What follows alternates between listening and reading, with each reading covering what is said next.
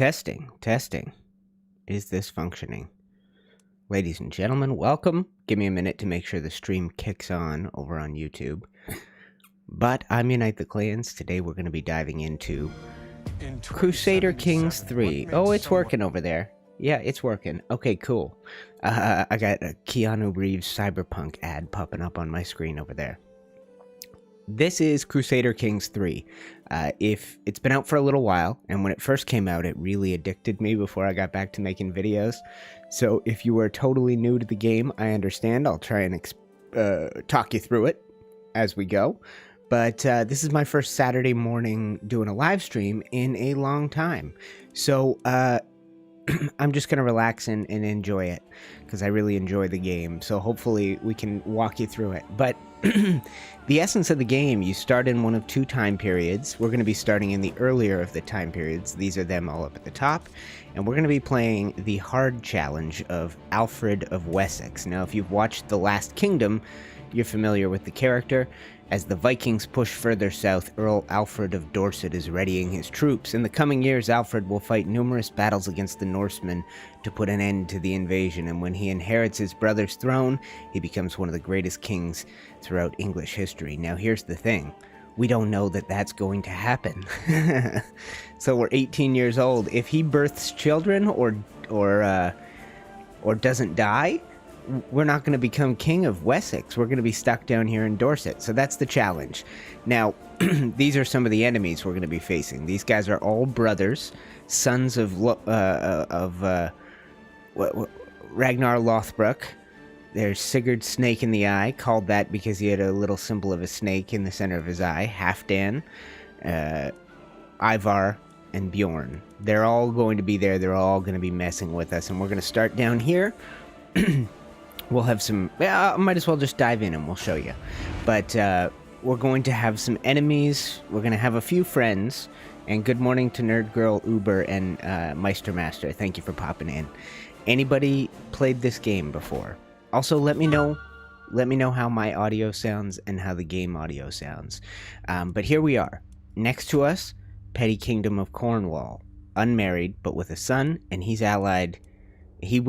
This always happens. He's going to marry a French princess and be allied to France. That pretty much always happens. And then as for... Oh, excuse me. Time to start the stream. There's a few petty kingdoms out here in Wales. There is a powerful kingdom in Wessex. We're a part of that. You can see this is us here. This is our brother. We are his direct heir. So if he does not manage to birth a child before he dies, 50-50 shot, we're going to inherit the kingdom of Wessex, and then we'll be a real player on the this tiny little continent here, this island of England. And we begin at war. There are two wars going on, and we've been dragged into them as allies of our brother. One is the invasion of East Anglia, where this guy, Edmund, sits unmarried, so he's going to get married and form an alliance. And then Northumbria, where Aela Oswulfson sits. Now, Aela is a...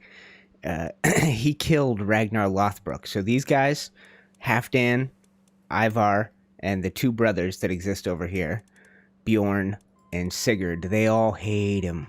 So we're going to try and keep him on his throne, but I think more likely we'll have success keeping this guy on his throne. Eventually, if we play for a little while, we'll try and unite all of England under one banner. England is not a kingdom yet, but we've got these little things down here. These are duchies. Kingdoms. This is the Kingdom of England, and if we're lucky, we can unite it. Maybe even Wales, Ireland, and Alba, which is Scotland. All right, so let's dive into the basics of the game, guys, before we get started. Let's find our character here. You will notice, Alfred, one of the best characters you can start with. These are his stats. Diplomacy. This determines how far out into the world you can interact with other rulers, as well as how you handle certain challenges in the game. Martial. This is your ability to command an army in battle. And this here over here, prowess, that's your actual fighting ability. So when we go into a battle, that determines whether we'll get injured or die or whatever. Stewardship, that determines how you run your realm, how many territories you can manage directly without needing to create vassals. Intrigue, which is, murder schemes and seductions and things like that. And then knowledge. Knowledge is important if you are the head of a culture, and we're part of the Anglo-Saxon culture. It determines how fast you unlock some of these things, which against the Vikings don't start with onagers.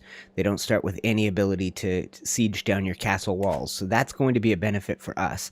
And if we jump over here to the military tab, we can create men-at-arms regiments. I don't have the money, but if we did, the first thing we're going to do is create some onagers, because that's a decisive tactical advantage. And we start with 2 territories and 1 city. Now, at the early stage of the game, I can't do anything about the guy who's in control of this city. If we get a little bit more control over our realm, we can boot him out and put somebody specific that we want in there. But he's pretty good. He's a good spy master. So let's take a look at our council. This is our council here, and these are their requisite skills. So Bjorthmere, he's our chancellor, but he sucks at chancelling, and we don't have anybody good, so we need to swap him out urgently. And the only guy that's good at stewardship is also good at spy mastering. So one of the ways we can do that, we can hop into our court, we can search for a physician. This will cost us money when we find one, but that's okay. And we can also... in the same place, we can invite knights to come and fight under our banner. So let's do that. And then we will have some unmarried women. Oh, this guy.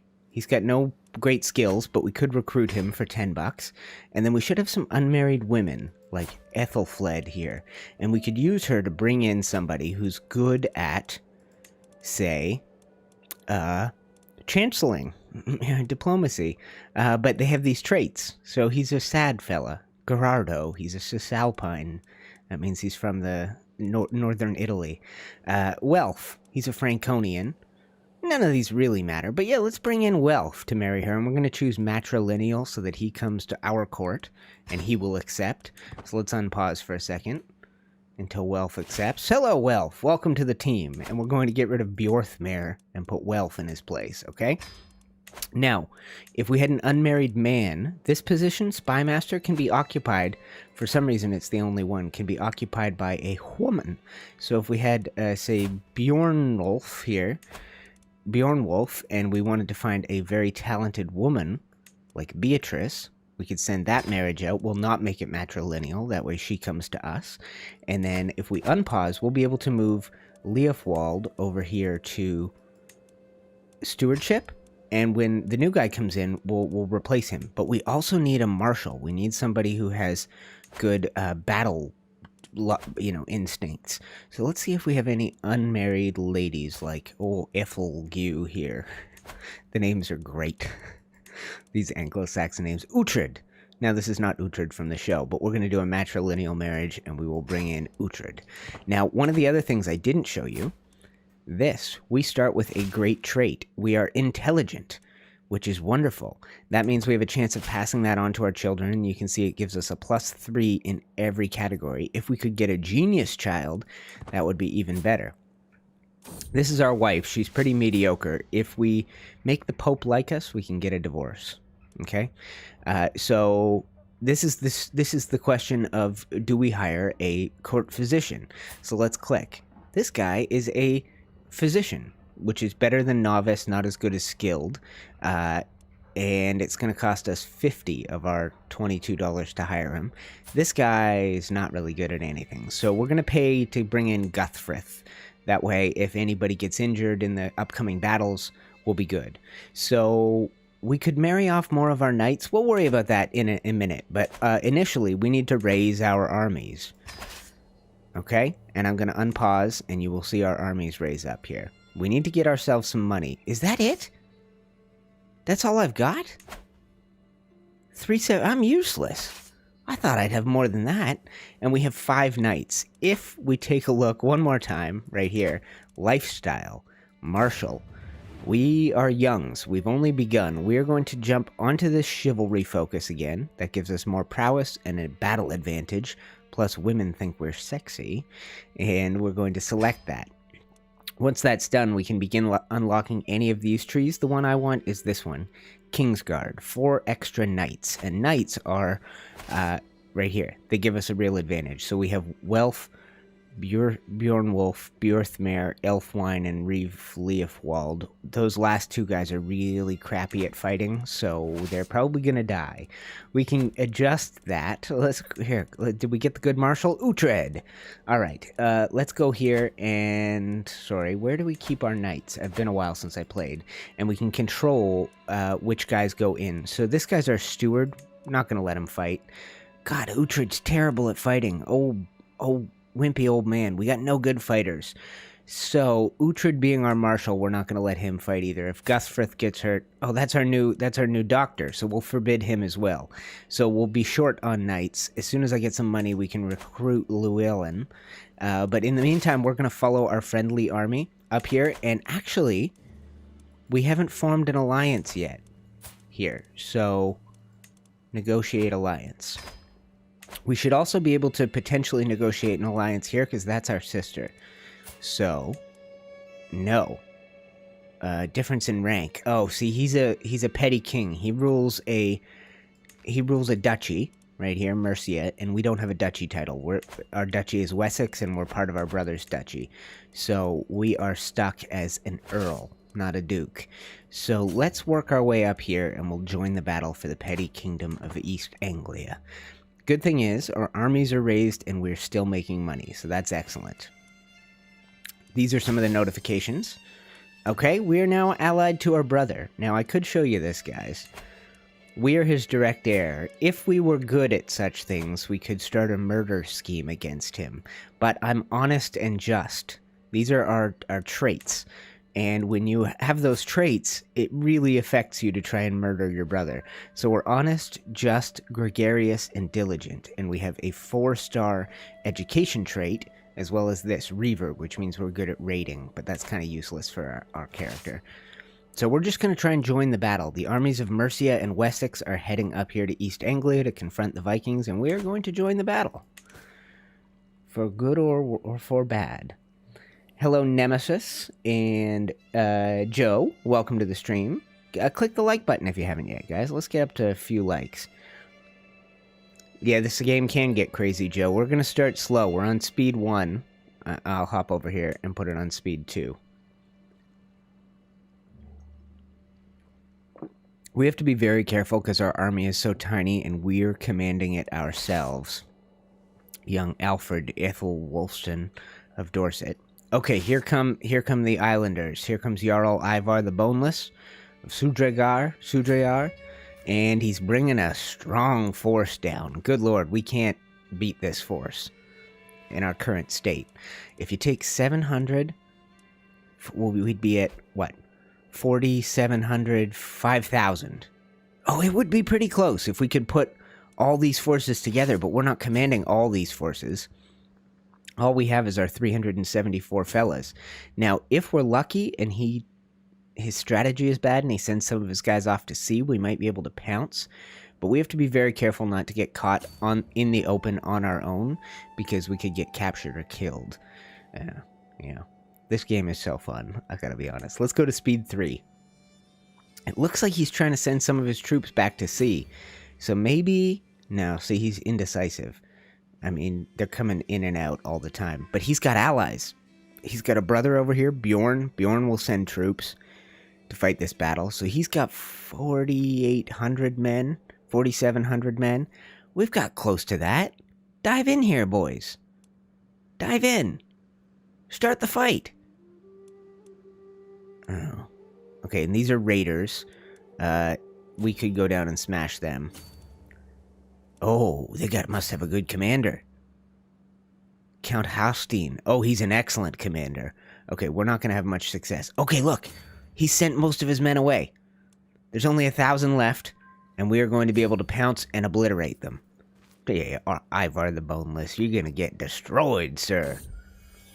And my wife is pregnant. Excellent work. Now, actually, on that front, guys, if we don't want our wife to cheat on us, we have to make her like us. So if we click here, we can go to wife, and we can seduce her.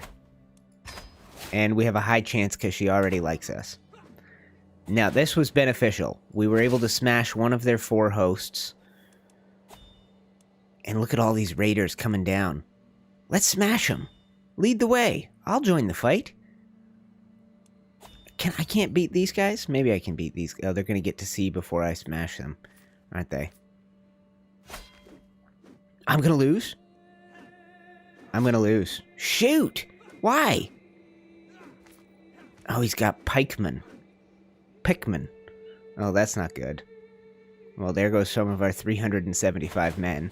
Down to 248. Okay, now we retreat back home. Oh, what a bad move that was by me. Well.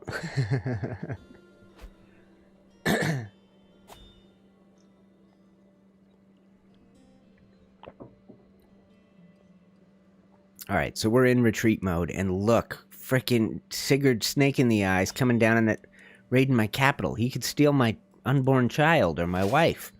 Well, not my unborn. He'd have to take them both at the same time, but we can't fight him. We need to sit here and wait for that 263 to rebound. Little battles are happening over here. And we're winning. Oh, now he's attacking my town? Come on, Sigurd. You jerk.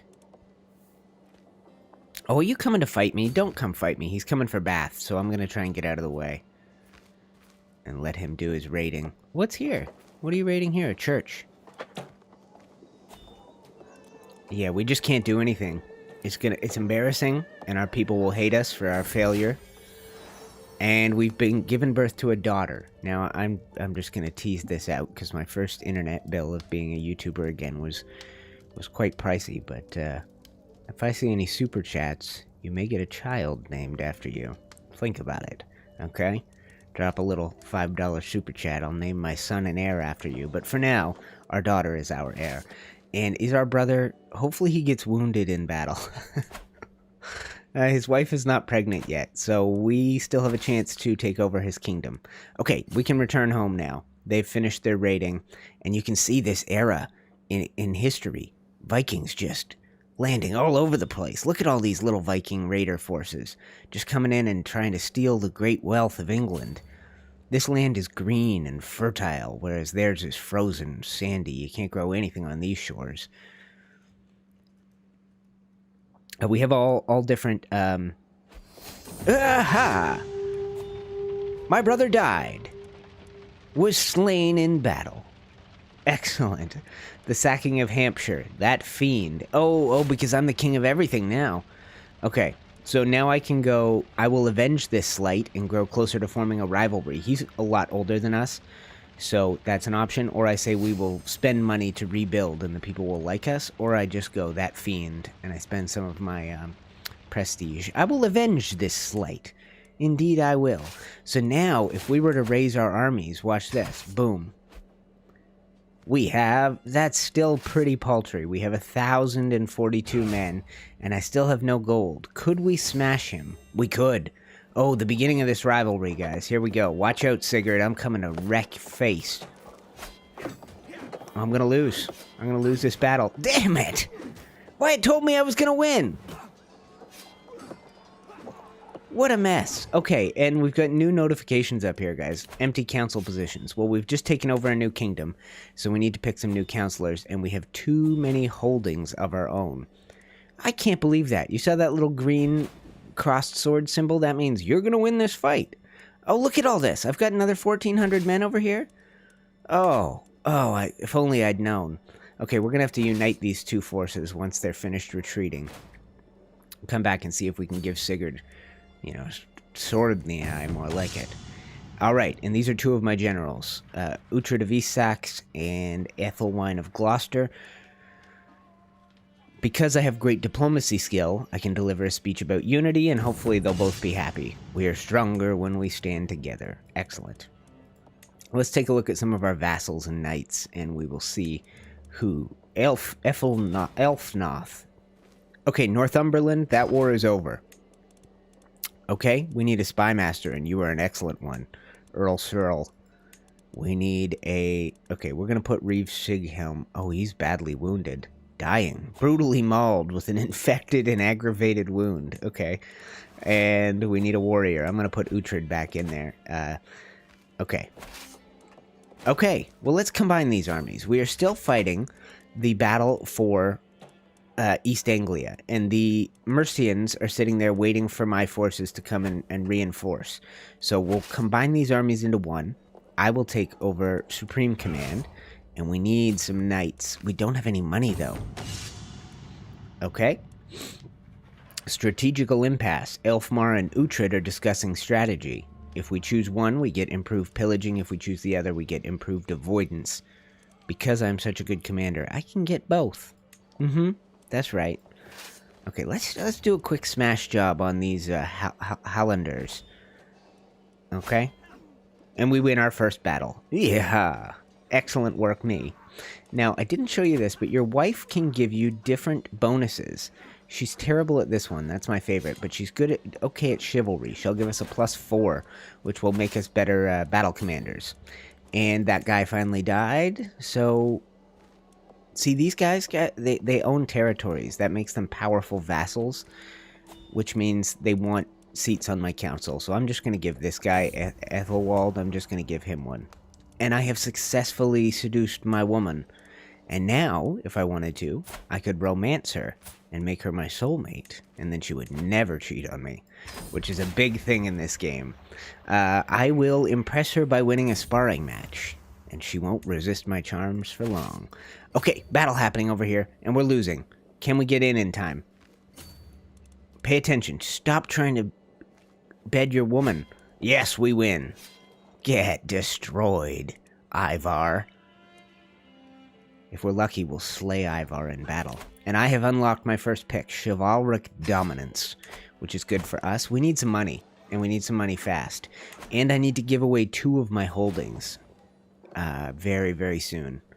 So, but ideally I need a son and heir. If I had a son and heir, I could give those holdings to him. That would be the way to do it. If I give them to someone else, we'll just never get them back. So, these are victories and defeats up here. This is just telling me, give away some of your territory. This is what I need. How do you feel about me, Pope Nicolaus? I'm fighting the heathens, so you should like me. He's gonna send us some gold. Okay, now here is a first test of my, here is, hey Dave, is that dynamic? Are you logged in under a different, or did you just change your name? Anyway, welcome. Nemesis, hopefully the lack of gold doesn't have the troops revolt and become deserters. Oh boy, the war goes downhill fast. Don't worry, Nem, I got this on lock. This is the first test of my piety. I've just asked the Pope for gold, and he's going to give it to us. If he were to find out about this, what's happening here, that would badly affect my piety rating up here. As my eyes meet Countess Judith's for what feels like the 20th time tonight, I know I am not imagining things. Even from the other side of the table, her gaze feels as intense as the midday sun. She wants me, and I cannot lie, I want her too. Or is punishing her husband, Earl Ethelwald, what I truly desire? Does it even matter? Now, because I am honest... You know what? It's hard to turn this down. Hi, Daryl. Hi, Black Shimmer. I will give her... She's a lovely-looking lass, isn't she? 20 years old and lusty.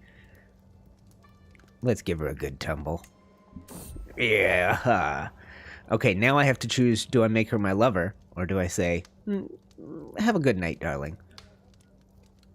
Stay a little while longer, please. Oh, she thinks I'm clingy. She wanted just a one-time wham-bam. Thank you, my lord. I have considered your plight and decided to grant your request. May these funds help spread the true faith in your land. Thank you, Pope. We are going to use that money to expand our roster of knights. Makis, welcome to the court. Bjornred, welcome to the court. Osred, welcome to the court. Now, I haven't shown you this, but we can find wives for these guys. And if I go over here and search for inheritable traits, we will marry Osred to a beautiful woman. Bjornred to a to a Amazonian woman. Kriemhild doesn't sound like the prettiest of lasses, but she's strongly built. And then Makis came married, so we don't have a wife for him. But if I scroll down, Llewellyn, recruit to court, and we will find you an intelligent wife. Excellent. Elfnoth, you need a woman as well. Let's find a smart one. Theodora. Oh, she's also lusty. That might not be good, inviting another lustful wench to the court. Okay, yeah, there you go. So we found some matches for our men, and I can declare war on Count Olafur. Okay, we'll figure that out soon. Okay, and Earl Ethelnoth has become our friend. On multiple occasions, he has proven himself to be a reliable and forthright man, with only my best interests at heart. It's so rare to find a true friend. And then these are our marriage proposals going to come back. 1, 2, 3, 4. Okay. Well, here we go, guys. This is our new realm. We are the one true Lord of Wessex. And we now have 1, 2, 3, 4, 5, 6 vassals. We're going to have to do something about that. It would be nice to have 1 or 2 powerful. Uh-oh. Uh-oh. As Countess Judith's belly grows, there can be no doubt she is with child. She has said nothing, but could this be the result of our recent dalliance? I must ask her about it. Oh, no. Okay. The invasion of the Kingdom of England from the County of Montagu. Okay, now this might be the time, guys. I've played as this guy, and I know when he dies, if you look here, he has 3,000 special soldiers. When he dies, they're gone. Okay? So, maybe we try our first murder scheme. 84 stress. Okay, if we come over here and we put this guy on support schemes, we're going to have a better chance. Let's see if we can do a murder job. Okay, 7% chance. We'll need a lot of gold to kill him. We can't do it. Okay, so another option. I've just given birth to a beautiful child. My daughter. If we go here and find a spouse, and I remove that thing about inheritable traits, and I just look for alliance power. We could marry her to Prince Hugus of Lotharingia, and they come with them 2,300 men. It's not an ideal match because he's a lot older, and he's a filthy German. He lives in a place called Nancy, so I don't imagine he's a tough boy, but he won't accept a matrilineal marriage. Oh, he almost would, though. Why would he? He's the only son. I don't have enough gold to change this guy's opinion anyway. Let's just do this. Marry them, and he is not at war, so we're going to call him to war, and it's just this one little fella down here. So if we can dodge his army... Oh, God. The game gets crazy fast. Okay, so we're going to wait for this to be accepted. Oh, God, I'm having a baby with this woman. And she's married to the Earl of Middlesex. Okay, we keep it a secret. Gosh. Alliance formed. Now we go here. Call to war, and we are a war leader in the Montaguese invasion of England. So we're going to call that. Okay. We need to complete this right here. Before we can deal with that. Because this guy only has 1 territory, we could wait till he lands and then sneak around and try and take his 1 territory, and that would end the war. But we're going to finish this, and we're going to break the siege over here. We still have all the Mercians and East Anglians with us, so let's just go break this siege real fast. And maybe wreck the army. Oh, he's bringing in more guys. That's fine. Here, land here. Wreck this small force. Smash it before it has a chance to unite. Yes! Get a taste of your own medicine, you Viking scum. We won't have time to go wreck this guy. Because we're equal in rank now, will this guy accept an alliance? No, because of the war. Okay, but once we're at peace, he would. Oh, we could smash him again. He's coming back to shore. Okay, let's get a... Okay. Oh, and this is our romance scheme. Will we succeed or will we not? I need you, my love, right here, right now. Ignore that I'm bedding someone else's woman. What are you Mercian fools doing? Get over here, join the fight. Oh, here come our allies from Lotharingia. They're not part of this war, so they're not even going to be able to help with this fight. I think we've successfully won the war against the Sudreyar. Okay, and now we have to go deal with these Montagues. He's besieging our capital. If we bring down our 2,300 allies here, and our army should replenish a little bit, traveling through friendly territory, we will have a very good chance of smashing him. Here's my bastard daughter, but nobody knows, okay? Now, you can see she's quite intelligent. She's not going to get that trait from this dope. So if somebody was onto it, they might figure out that that was my baby, but luckily they don't. And we need to give away 2 territories, which means I need to have a son. I don't have any siblings. I have one sister, and she's married to this guy up here. Hello, Pablos. Welcome to the stream. So are the wives to fill in the gaps of the male or add on the strength? It depends on how you play. Okay, oh, we're going to lose this fight. Come on, get in here. Get in here. Get in here. Join the fight. Quick. Turn the tide of battle. Yes, we're winning. We're going to win. He's such a good commander. He's like the only guy that dominates me. I can't believe he picked a fight for all of England. It's because he's getting old. He's only got one chance. These are his traits. Viking Raider, Gallant, Pilgrim, also quick. But thanks to our Lotharingian allies, we have won and our level of glory is increased. We gained a level of fame. So while he's retreating, I say we come down and we sack Montagu. We end the battle. I need more gold. Will the Pope give me more gold? No, he won't. Okay. What are these Mercian fools doing? Just smash them. Yes, I told you. Okay. Come with me. Come with me, Count Meganhard. I should have made those onagers when I had the gold. Okay, someone is plotting to kill my bishop, Seawolf. This is him up here. We have no control over him. We can't appoint or fire him. He's appointed by the clergy.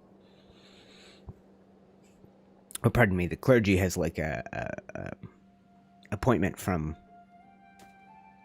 a theological perspective, not from a royal perspective. Okay, so here they come to assist in the siege of Montagu, and this would end the war. It doesn't matter if he takes Gloucester. You know, this guy something bad might happen, but oh good, we won the war. So East Anglia stands. Okay, and here's a moment with my wife. I can choose to have her tutor, Earl Elfnoth, at... Oh, and if you look, this means he is into other men.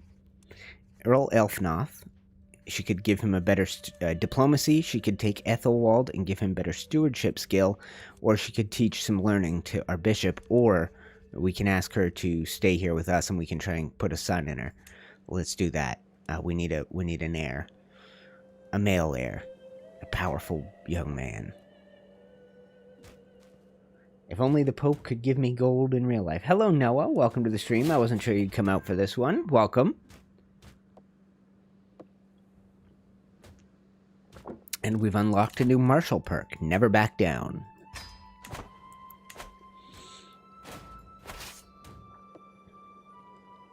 Yeah, so you can use your spouse to fill in your gaps, but generally if you have one bad stat, you just sort of live with it, and you kind of avoid that.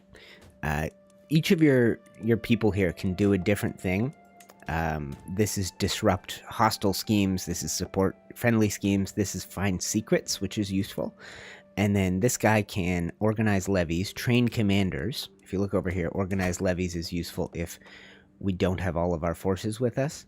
Why is that number so low? Oh, weird.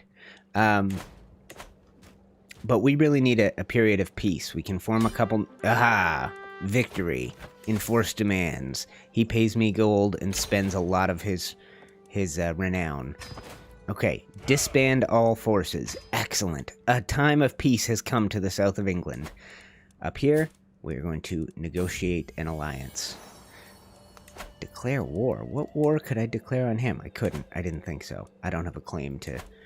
But once his child takes the throne, I would have a claim. But we are going to negotiate alliance. And he's just started a new war with... Okay, he's probably going to call me into it. Yes, of course he is. Okay, so we're back to war. Well, that was brief. This guy. Oh, he has a new wife. Where did she come from? Oh, she's lowborn. Oh, he's married a lowborn peasant woman. So he has a son. I'm jealous. Very jealous. And we can, this is our sort of rally point. We can move this so it's a little bit closer to the fight. But this battle now has, let's take a look at it. We have wow, he's strong. 5,300. How did that happen? He stayed out of the last war, I guess.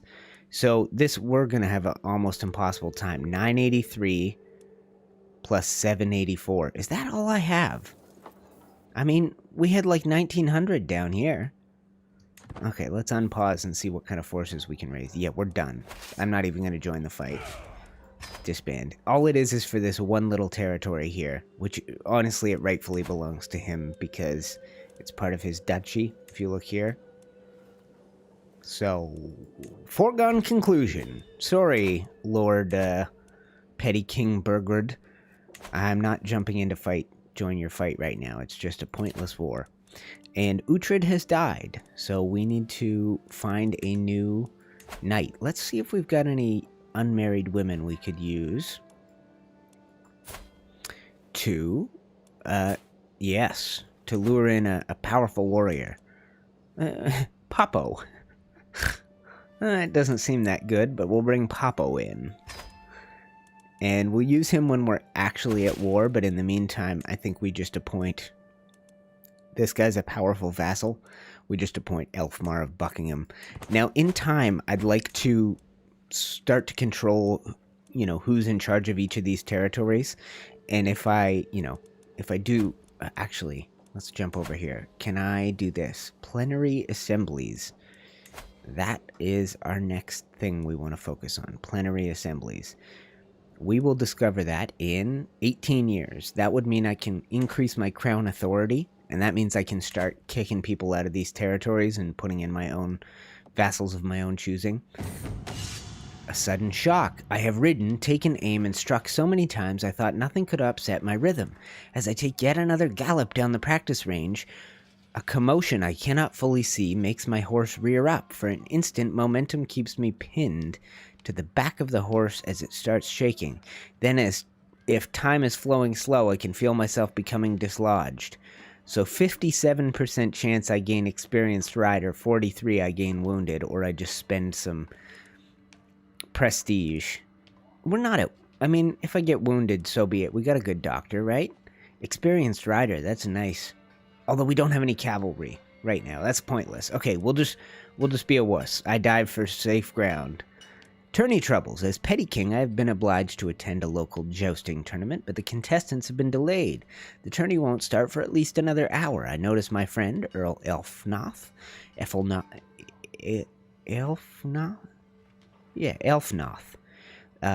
sitting under a nearby pavilion, clearly bored. Spend some time with Elfnoth.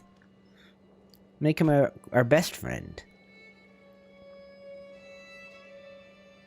Oh, look at this. Okay, so a war has been won and lost, and now a new Viking from Haltland, somewhere up here. Where's Haltland? Whose territory is this? Oh, she's an islander. Okay, she's taken this little territory of Cambridge. I think that's a good opportunity for us to expand our realm, to be totally honest. Does she have any powerful allies? Hjaltland. No, she's got no allies. 502 troops. We declare war. Holy war for the county of Cambridge. And let's just hope that this big army doesn't come mess with us, okay? Oh! It's happened, my friends. For the first time a vassal hailed me with "Long live Alfred the Great." I was deeply honored. I thought it was nothing more of it, but since that day the epithet has grown in popularity. Wherever I go, from Welham to Southampton, my subjects now call me Alfred the Great. Okay, so we're just going to pop in here to Cambridgeshire. We're going to hope that this big Viking force doesn't mess with us. And the real thing is we need some time and some peace. We need to build up these coffers. And actually, let's do this real quick. We're going to create an honor regiment. 5 of the 10 are ready immediately, and we're going to add them to this little force here, and that will give us the ability to sack. Don't come down here. Don't come pick this fight. I'm just trying to expand my little kingdom. You're going to lose one territory. I'm going to gain one. Are we going to have to flee? Are you coming to fight me? Seriously? The war is almost won. Okay, we got to go. Oh, they're picking a fight with me. Get out of here. Here's our enemies from the war we just started. One good win against Bodil Einesdottir. Bodil Einesdottir. Oh, we captured her. Oh, that solves that problem. War over. Enforced domain. Actually, I could show you this. We're not going to do it, but we could torture her. Unfortunately, it goes against my character. Alfred's a just man, so we're not going to do that. We're just going to enforce our demands. Oh, this... I'm about to get wrecked. Go. Get out of here. Hey! And we've now got the territory of Cambridge. Our territory's too big. We've got... Oh, that's why I don't have any troops. That is why I don't have any troops. Oh, are you fighting another war already? Defending against Porgal of Orkneyar? I would like to ally with you and assist you in these battles. Would you not like to ally with me? I need another child. What if I got a barren wife? Come on, put it... Let's go, woman. Did she... What? She's the Earl of Lindsay?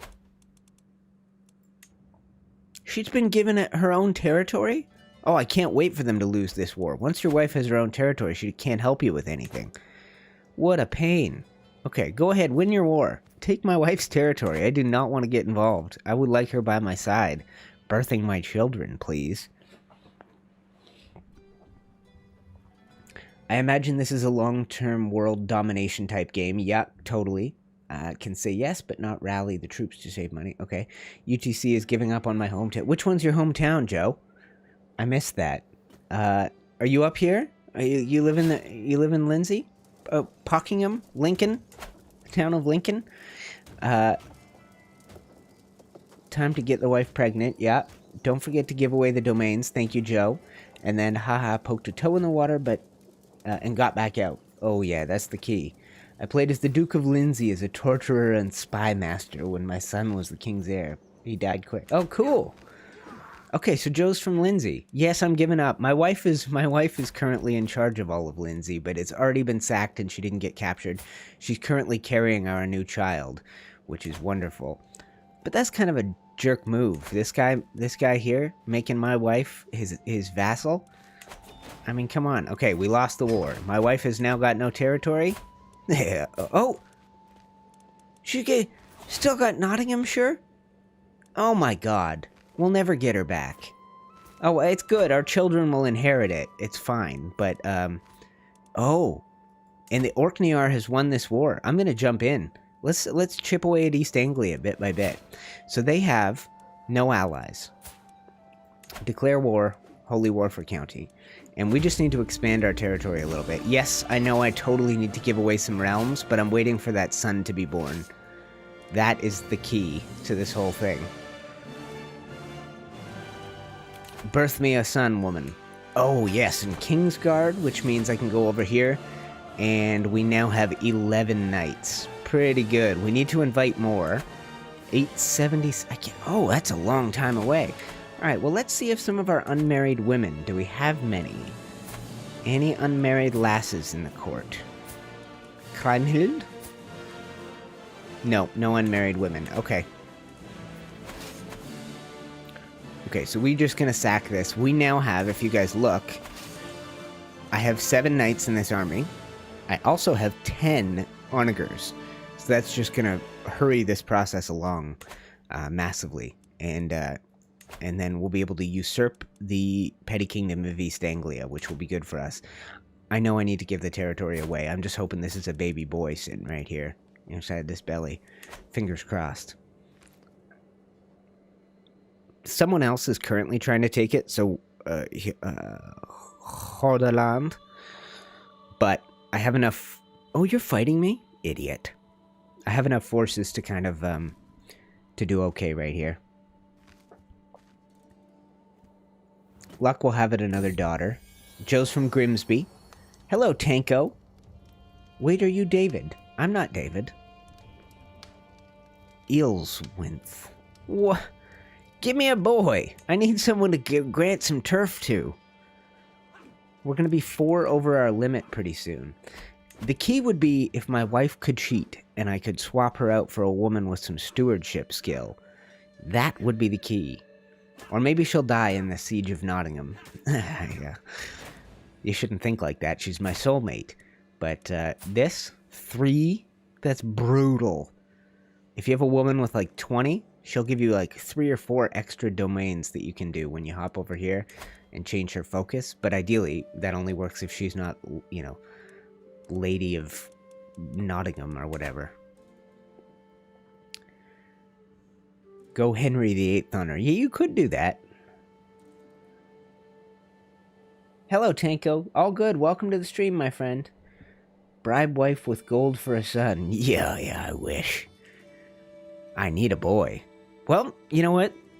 Maybe the next woman that crosses my path, I'll give her a good tumble and maybe she'll be a little bit more friendly. So far, I have 3 daughters. 2 legitimate, 1 illegitimate. But let's turn up the speed a little bit. We're going to expand. This is called Yarnamoa right now, but this is actually Norfolk. That's not a swear word. It's cool. Norfolk. But the Brits pronounce it Norfolk. This is where I want our capital to be. So ideally we can remove this guy. There is one way to do it. Fabricate claim on county. Oh, I already have a claim on the county. Okay, so we could start some internal struggles here in a sec. I'm just going to go smash these guys because they're the other ones trying to take this territory. And then we can just wait it out.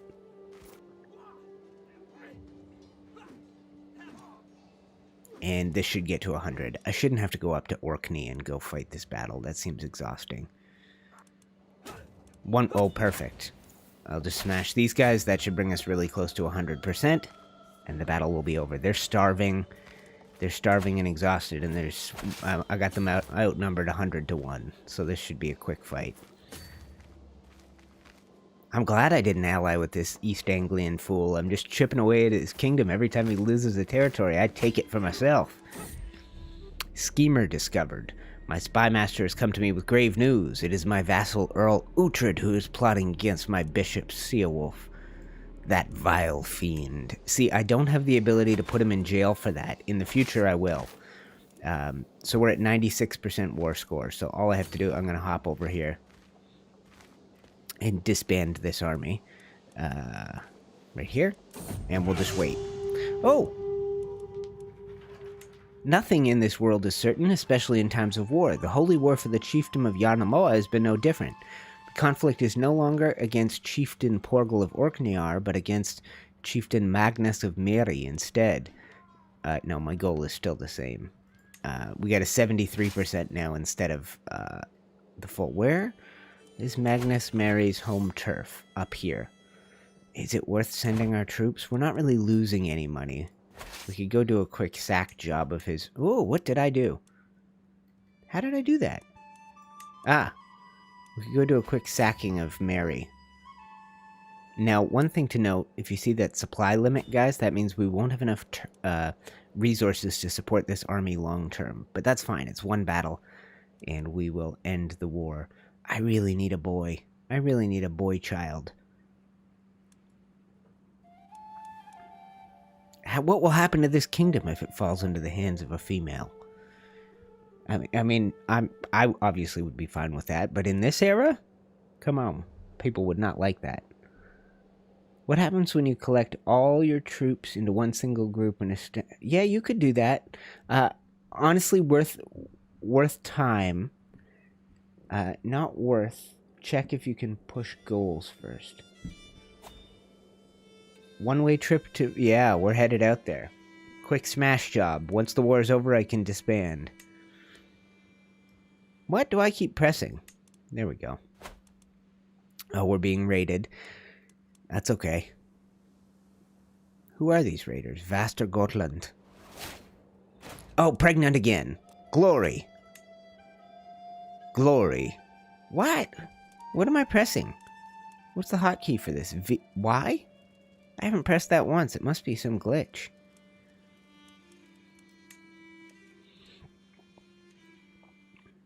Oh, and you can see Sogan is in on the war.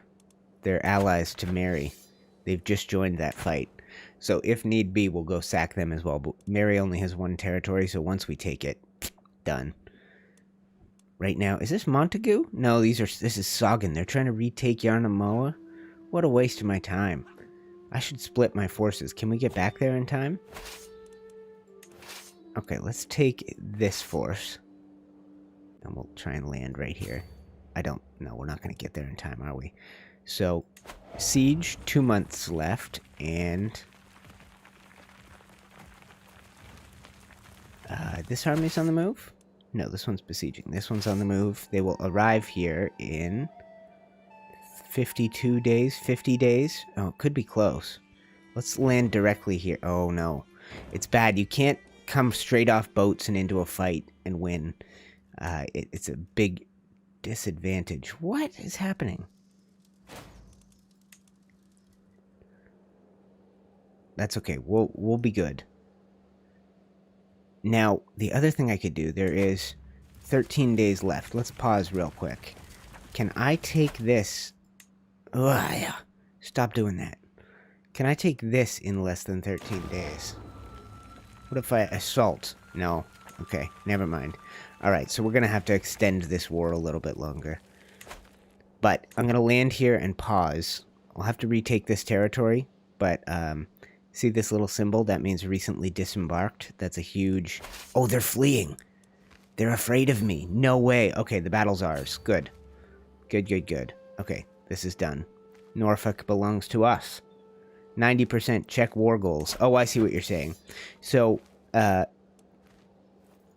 war score from occupied holdings. If you look at your war score here, 92%. I get 67 from occupying the land in question, and an extra 25 from controlling the war target. I could get some from a battle victory, or I can get guaranteed 100% right there as soon as I do it. Now, I just took his daughter hostage, so I'm going to ransom her back before we end the battle. For 10 bucks? Well, how about this instead?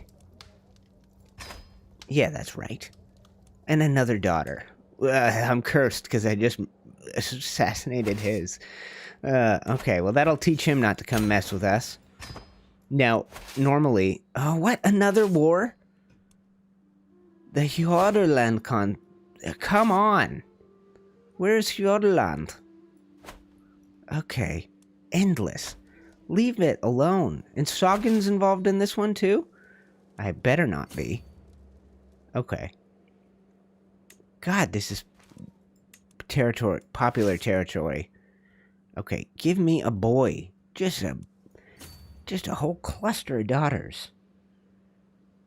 Oh, should have kept his daughter. I think she was his heir. So, this one down here. One of his heirs. So when the war ends, you give them back anyway. This one. So I just put her to death. I know, bad move. Nobody likes the murder of children. But what? You think she's innocent? Trying to take English territory? Worshipping those false gods? I think not. And now you're on my team? What are you, allied to me? I don't understand. How? Why? Why am I allied to you? I think not. I have no interest in that. For some reason they're on my team. What a stupid... Okay, let's merge these forces under me. We'll finish off this battle. We will control this territory, Norfolk, for ourselves. And I need to... When we come back, we're going to move our forces to Middlesex here. And we're going to try and revoke this guy's title, because I have my own claim to it. Oh, I don't have the ability to do it. We still need that limited crown authority. Okay, understandable then. Understandable. These are our religions. Asatru, the north one. Ukanosko. This is like a Finnish one. Slovakian. Slovianskan. Vitalist. But most of the world is Catholic, and so are we. Now, you look up here, this just means it's Catholic territory, but ruled by Vikings, right? And then there are insular Christians, which means they can have multiple wives, so that's very popular, as you would understand.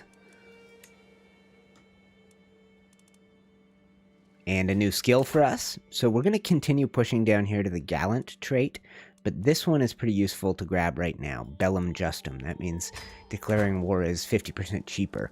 Costs less piety or prestige, which is good. So we should end this war right here, right now. Oh no! My wife has fornicated with folks.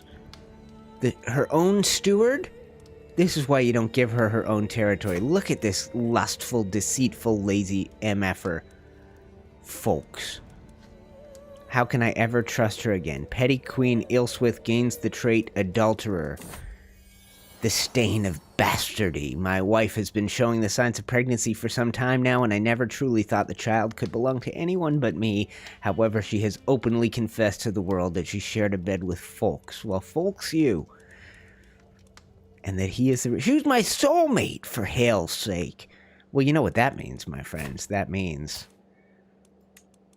Request divorce. Request divorce. After much prayer and deliberation, I've decided to grant it on the grounds of adultery. Alright, we're now unmarried. Okay, and we took his son and heir hostage. So, if I end the war, he gets this kid back. So I might as well ransom him. What will you give? $10. These Vikings are so cheap. Help me, guys. Do I execute his child? And yeah, what if that kid's a son? You're right, Nem. New wife indeed. Do I execute Ottar Eiríksson or do I get him back for $10? Help me out. Help me out before we end this war. He might just surrender if I keep letting time pass, but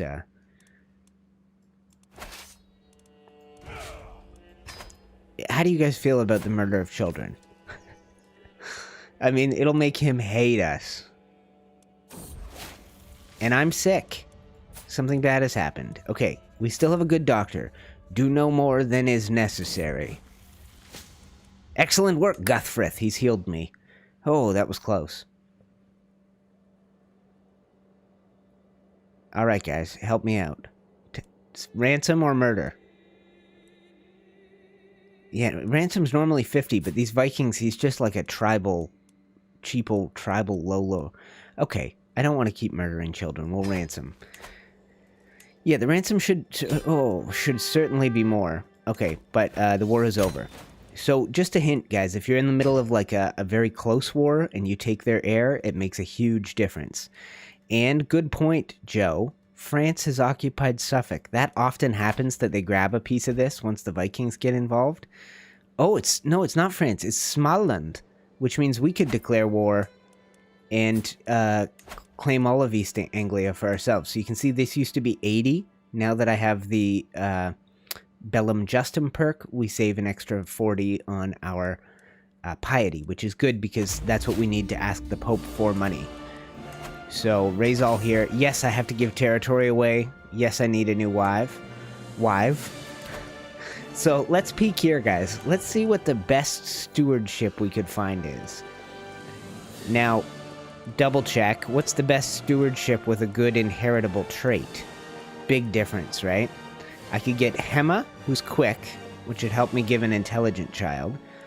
Comely Constance. Quick Adeland, quick Dragana. Genius, oh god. She's an albino lunatic, but she is a genius. Okay, we already have a strong trait, so maybe we just get the wife, Beatrix here, who's got incredible stewardship skill. Let's just do it. Now, I'm marrying a lowborn, but we've just joined the war, and we're going to try and take Suffolk for ourselves, and then we'll be able to put together the Duchy of East Anglia, and when we do have a son, hopefully with this new woman, that will solve that problem. But when she comes in, and you'll see it here in a second, I accept your marriage proposal. We are going to put her on managed domain, and she's so good at it that we are now only 2 holdings above our limit. Okay, so a nice little bonus. I mean, she's not a special wife. She doesn't come with any troops, and she doesn't have any special traits, but she is going to help us manage a large domain. And in order to get a child, of course I will collect it, who pays for their own wedding. In order to get a child out of here, we're going to begin our seduction. And see, we already have the intelligent trait. Hopefully we get a good... So this daughter has nothing. Excuse me, nothing. This daughter has nothing. This daughter is quick. So we've had 1 quick daughter. And who is this? Another? Do I have another child? Oh no, that's her... That's her bastard sister. Son of Folks you know, I could murder this fool. But I gain 84 critical stress. I'm not going to do it. Man, it feels like we've been at war the whole game, guys. Hello, Luke. Welcome to the stream. And you're right, Joe. Can you fool around with single women and then marry them if a bastardized son is born? Yes, you can, Joe. Or Nem. You totally can. Luke, we've been going for a little bit. About an hour, maybe. It's been pretty chill. Not really. We've just been fighting constant wars. But this is our character, Alfred. Now Alfred the Great. And we had a wife. She gave us 3 daughters, but then she cheated on us. So we divorced her, and we have a new wife that isn't very good at anything except helping us manage this overlarge domain. I have way too many territories for one man to control, which will make my vassals hate me. But now we're going to hop down here. We're going to complete our conquest of East Anglia. We are allied to the Mercians here. They have luckily not lost any more territory to the Vikings up here. But we exist in the period of the Sons of Lothbrok. So coming over from Scandinavia are Halfdan and Ivar the Boneless, who are both still alive, and their brothers, Sigurd, still alive, and, Sigurd has conquered Bjorn. So, what happened to Bjorn and his children? So that's, okay, here, quick.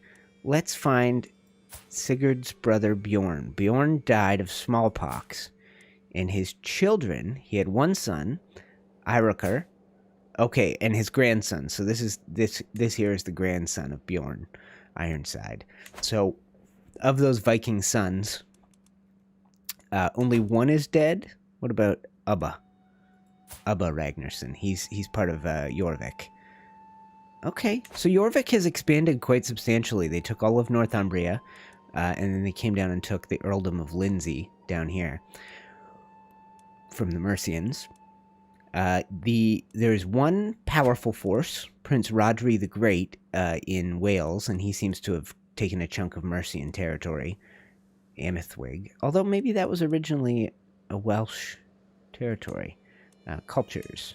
Yeah, kind of. County culture. Okay, no, that was Anglo-Saxon to begin with. We have the Cornish down here, currently allied to an Irishman, the Earl of Ormond, and Ireland is just it's a mess. Nobody's in control. The King of Scotland commands about 1,700 soldiers. Halfdan has about 4,600. Mercia, 2,400, and right now we can only claim 1,800, and that's mainly because I'm trying to hold on to more territory than I should. But I just want to have a boy. Once I have a boy, I give him the earldom of East Anglia. The whole Duchy of East Anglia, and he takes these 3 territories and he rules them until he takes over the realm. That's my goal. We have not been at a point where we have excess gold, but we do have a little excess now, so why don't we hop down here and we'll do some construction. I want to move my capital eventually, so I don't know that we want to build a castle here, so maybe we just jump down and build a barracks, which will give us more troops, and we'll keep going. If we look here, some of these might have construction already done in them. None of them. Nobody's been doing any building in England. We've been too busy fighting wars. There's almost nothing built in these towns. Nothing. Brutal. So, yeah, the Viking invasion has set us back years. Now, there is a perk I can get if we were to switch to the stewardship. This one, divided attention, +2 to your domain limit. We're probably not going to get there anytime soon, but we're going to work towards the gallant trait. That's kind of our immediate goal. Let's take a peek at our council. Is everybody a powerful vassal? They are, and they all like me, which is nice. I really want to oust this guy from Middlesex and put our capital in London. That would be ideal.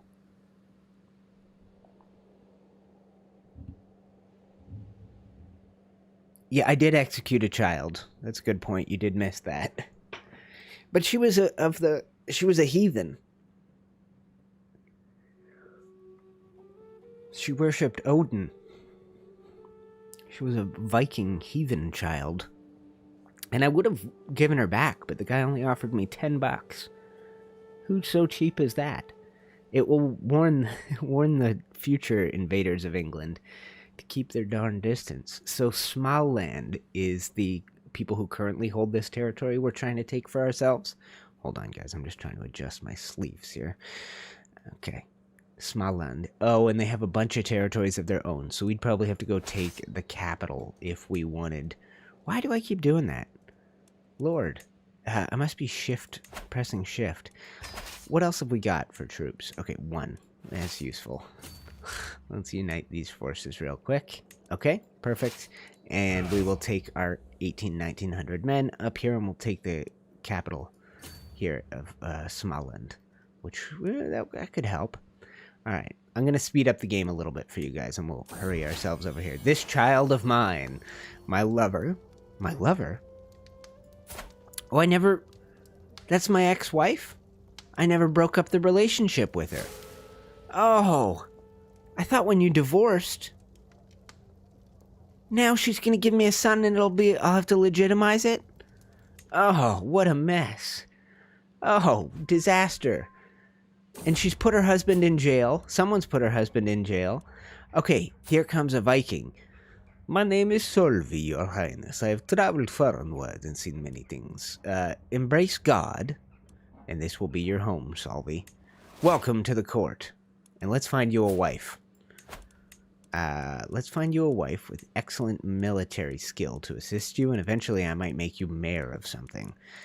Magdalena. Okay.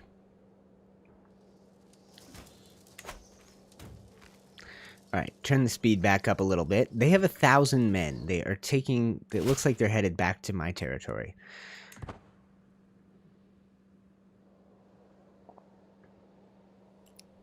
Smaland is the Swedes. What did she do? What did the child do to me? Well, nothing. She's just a heathen. It's a dark time.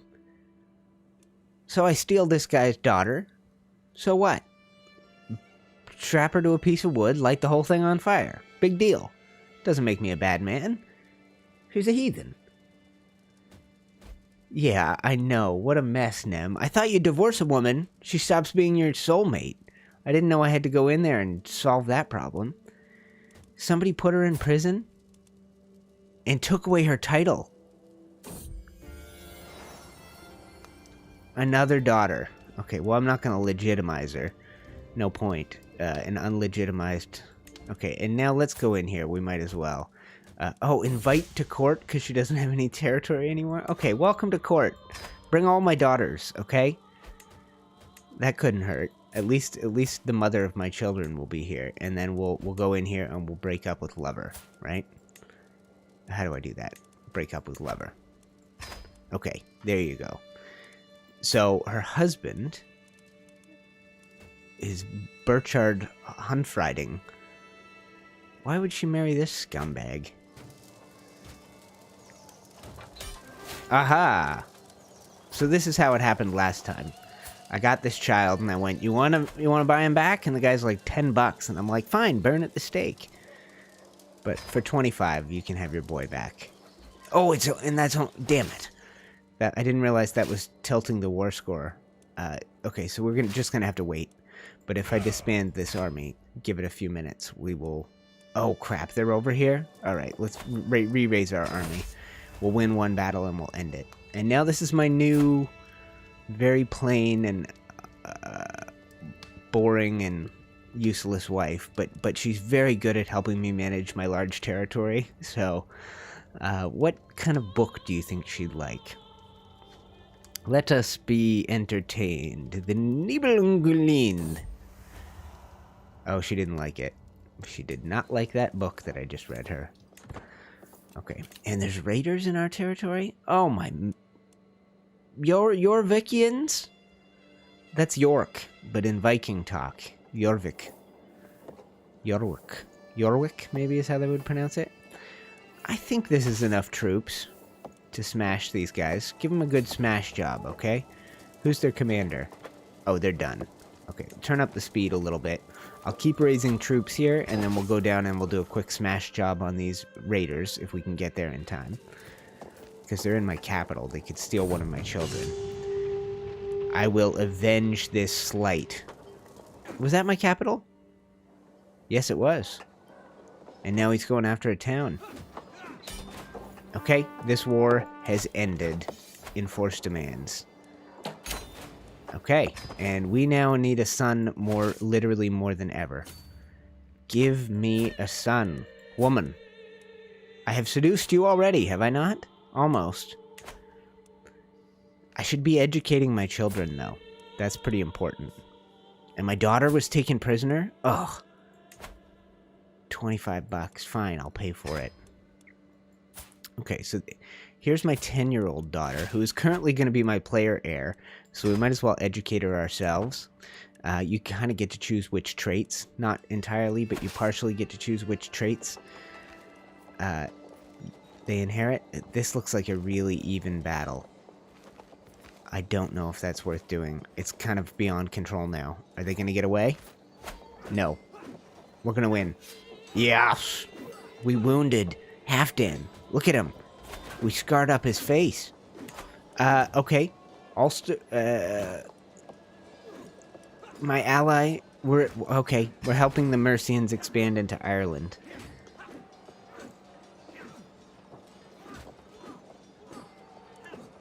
Alright, well this has been a brutal, constant war. It's my own fault. Javik. Okay.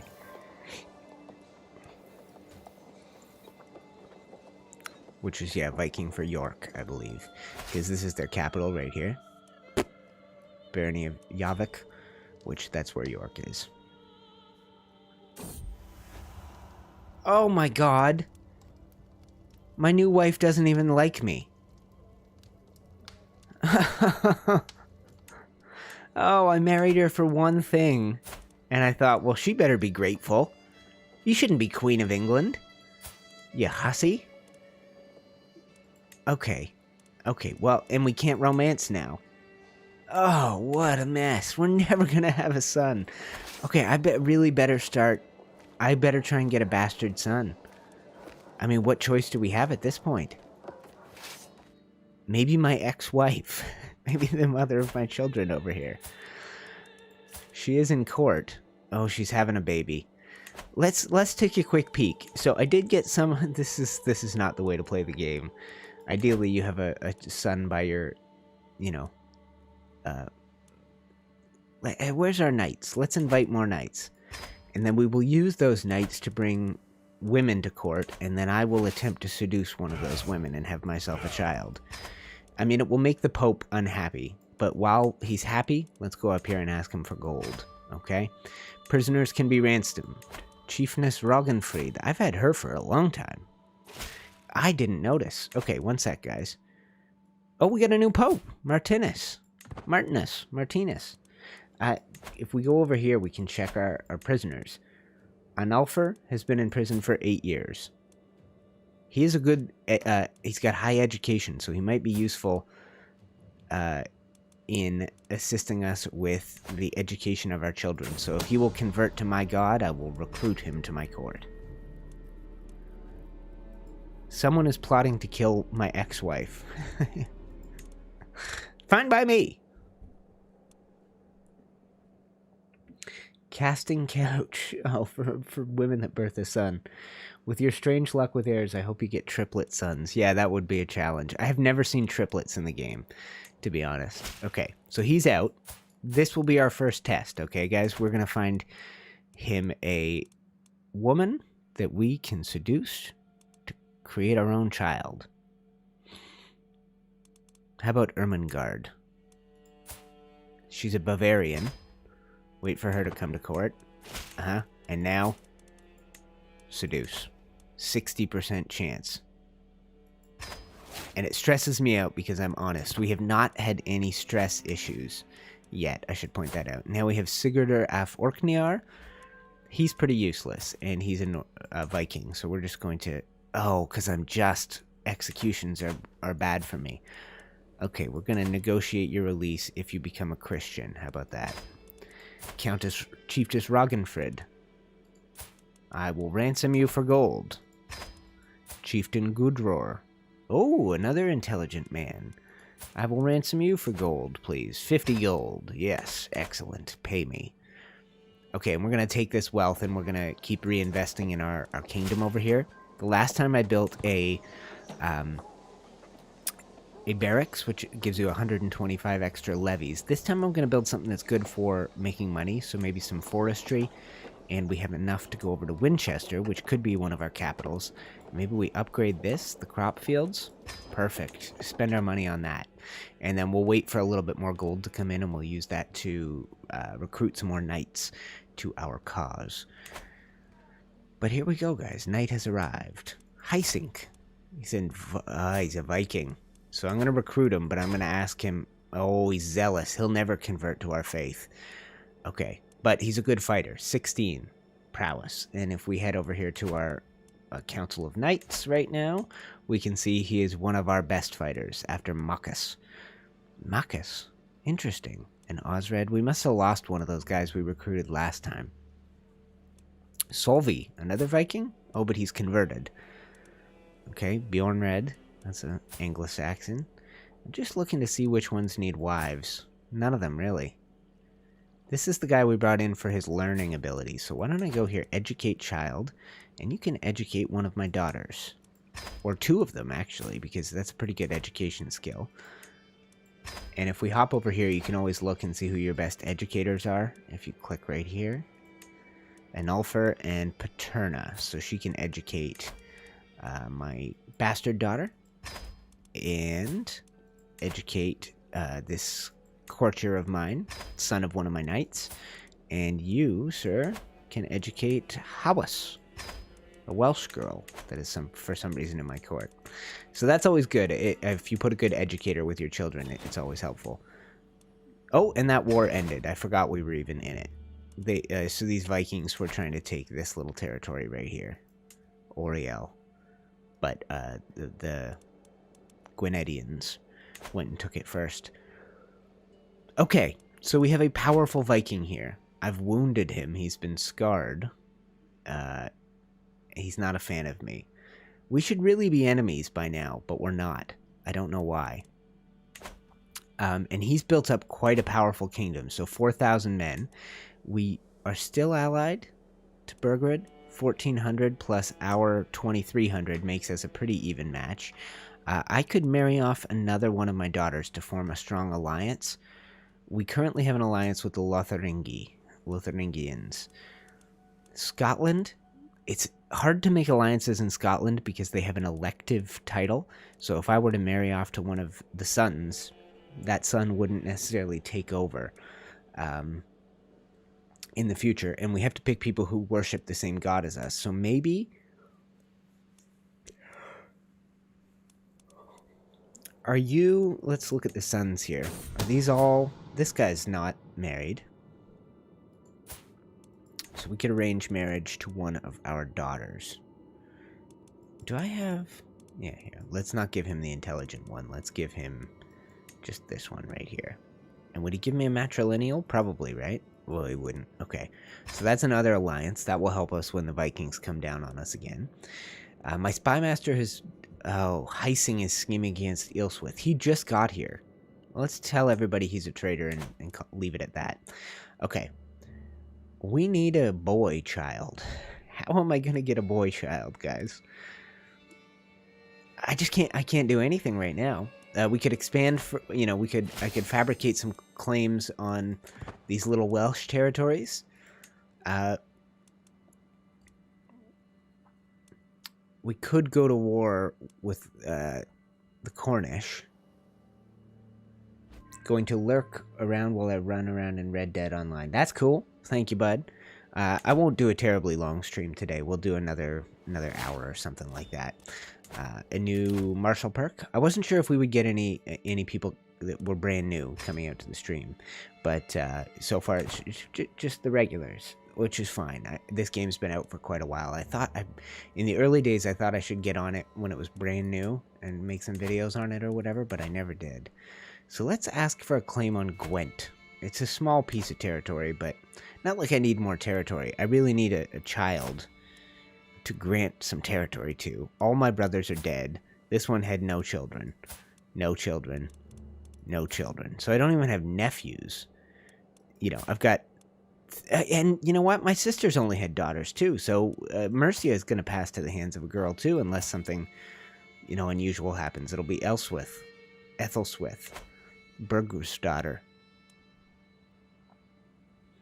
Okay, so fabricating a claim takes a little under 2 years.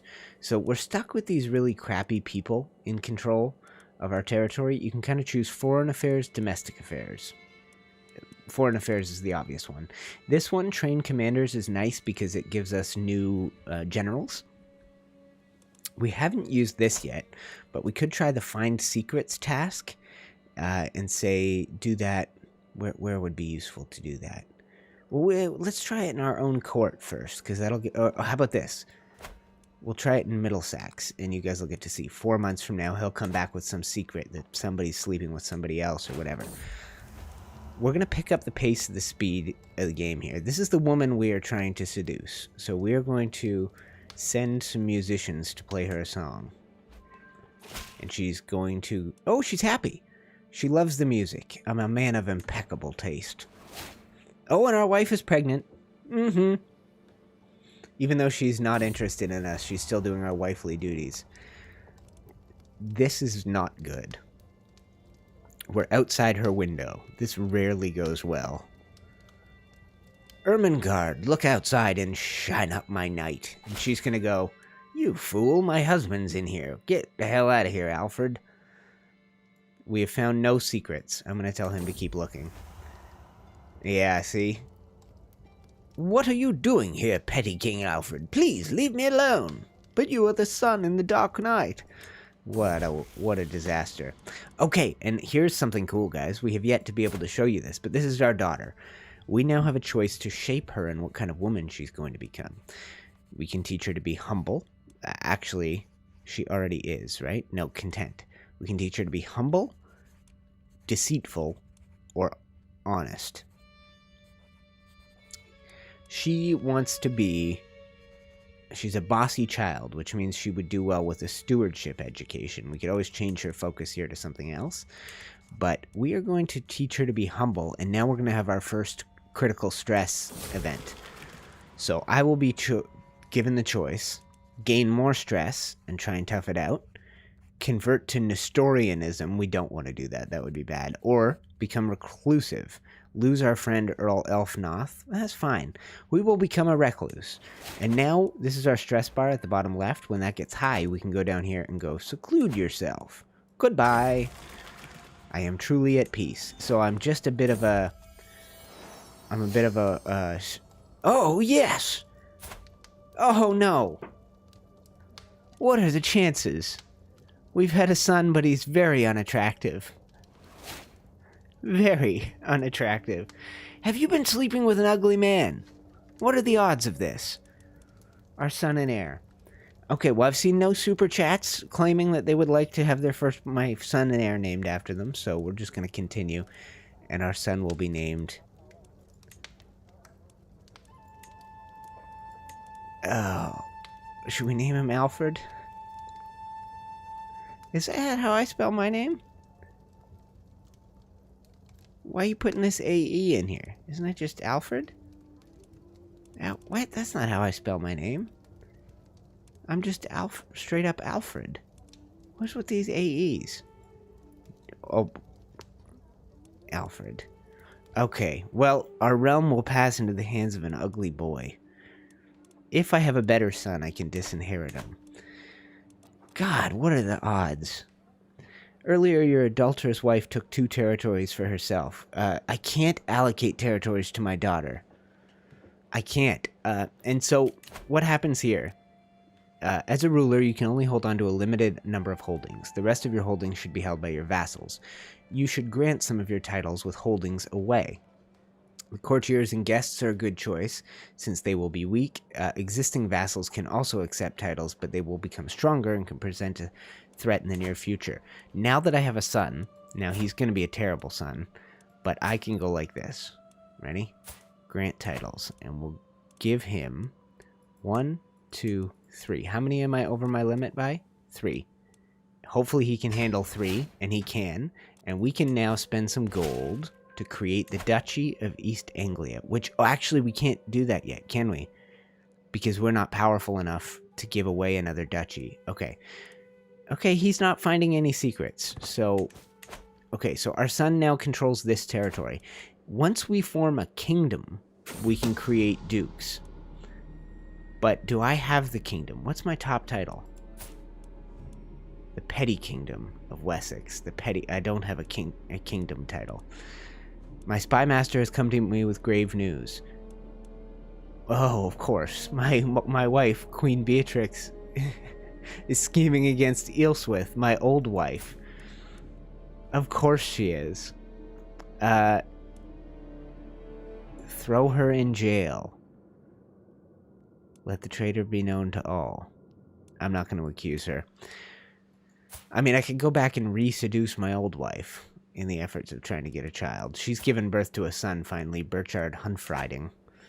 What a silly name for a man. Okay, but now that we've given away that extra territory to our boy, we should... Yeah, look, now we can rally up 3,400 men instead of 1,900. So when you are holding on to too much turf, everybody goes, yeah, we're not going to send you too many soldiers right now. So let's hop up here. We can imprison criminals. My ex-wife, no thank you. This guy, the schemer, no thank you. And my wife, also a schemer, no thank you. We're not going to do any of those. We can change my son's contract by using our hook on him, but we're not going to do that. We can negotiate an alliance with him, but I'm actually not going to do that because if I have another son who's better, I don't want to be allied to this boy child. And we could create the Duchy of East Anglia. We don't have enough gold, but if we did, that would mean we could give him that title. Unfortunately, because we're not kings yet, we would... It just wouldn't be good. It would mean he would become independent if we were to give him that title, or we'd have it, and then we'd have too many duchy titles, so we're not going to bother. Low county control in Dorset. I'll show you how to solve that. We go down here and we go increase control in county. Boom. And it looks like we don't have great control up here, but my son will now be able to make his own little council, which would be useful. Anyway, an ugly son. What are the odds of that? So, we can't... Do I have any claims? Oh, I have a claim on Devon. Okay, that's interesting. I am at my domain limit, I believe, right? Yeah, 9 of 9. So that's why this wife is useful. She really helps us get from 7 to 9, or from 6 to 9, which is nice. Let the new wife take down the ex. Yeah, why not, right? Catfight. Or, how about this? I convert to insular Christianity and I just take them both as wives and pick a new one as well. Why not? So this is the benefits of my wife. The holding of Taunton, which is a bishopric, so that's not all that useful. Got motivated workers, which means shorter building construction time. Which one is Taunton? Shaftesbury. Anyway, it doesn't really matter. Okay, this is the woman I was trying to seduce. I enter Ermengarde's chambers late at night. I am greeted not by a sweet embrace, but by a sneering doxy. I have endured your laughable attempts to charm me out of politeness, but I cannot stomach this. Stay away from me, you chattering lecher. Well, you're a brash strumpet. Oh, well, that was a failure. We invited more knights, right? So I can try this again on another woman. Folky, recruit to court. And Folky, let's find him a wife for me to seduce and hopefully get a... I mean, it's going to be a lot harder now to make my bastard son my heir, now that we have a proper son. But what if he marries Judith? Sweet young Judith. She's 34, not that young, but no children. She'll be dying to get a child on her. Okay, welcome to court, and seduce. 24 stress. Okay, so we'll try again. She's intelligent, so that would be lovely if we could make that happen. We're working on expanding our kingdom here in Gwent. If I wanted to, these are his allies. So he's allied to Ormond, 490, and to Cornwall with 720, and he has 900 of his own. So we should be able to smash him if we wanted to. Why don't we do another war, guys, and we'll just take my territory here in Devon. He's not going to be a fan of that, but what's he going to do about it, right? We'll move our territory down here, raise all of our men, and I'll speed up the game a little bit for a second. Okay, 3,500. You ain't seen what's coming. So it's a challenging game to really dominate the world. If a current or ex-wife dies, do you lose the bonus they add to you? Yes. So you only get the bonus from your current wife, and they essentially fill in a role as part of your council. So I can have her manage domain. You can see that's her best skill. You get 50% of her stats. If I wanted to, I could marry a wife with an incredible martial score, and she could make me a much better commander. It's really up to you, or you can choose assist ruler and get a little bonus from each of these. But there are many reasons to choose a wife as you go forward. Like our son and heir, he might end up choosing a wife that is a strong military ally. And if that's the case, and we're going to move half our forces back this way, guys, to counter the Cornish landing right back on our shores here. And we'll leave a besieging force with our onagers and me in command right there to sack the city. And we'll pursue with these 1,700. We'll take them up here. Alright, and let's pick up the speed a little bit. We should catch them, actually. Are we going to catch them right here? Oh, we'll have to cross the river. That's not ideal. If they get to the other side of the river first, and we meet them over there. Yeah, see, now we're fighting on a river crossing. So we have a disadvantage that way. This is our advantage totals, but one of them was defending a river crossing, so that kind of made the battle a little harder than it needed to be. Oh, look who's back, my friends. Look who is back for more. She was 20 years old the last time she made eyes at me, but she's back for another tumble in the hay. Now, last time I said, can you stay a little while longer, please, and she thought I was clingy, so this time we'll say, indeed. That was a nice little one-off, darling. See you later. What? And now she wants something more? What a mess. Is she giving birth to ugly children? Oh, she's got a giant son. How did she get that? Oh, well, that's cool. She's got a giant as a boy. I'm jealous.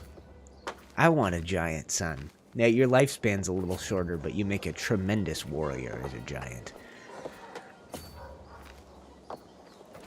Okay, we're going to drop down on these Ormonders, and we're going to smash them right here on the shores of Wareham. They will not escape. And in the meantime, we have almost completed our sack of Exeter. Oh, you did escape! How dare ye! How dare ye!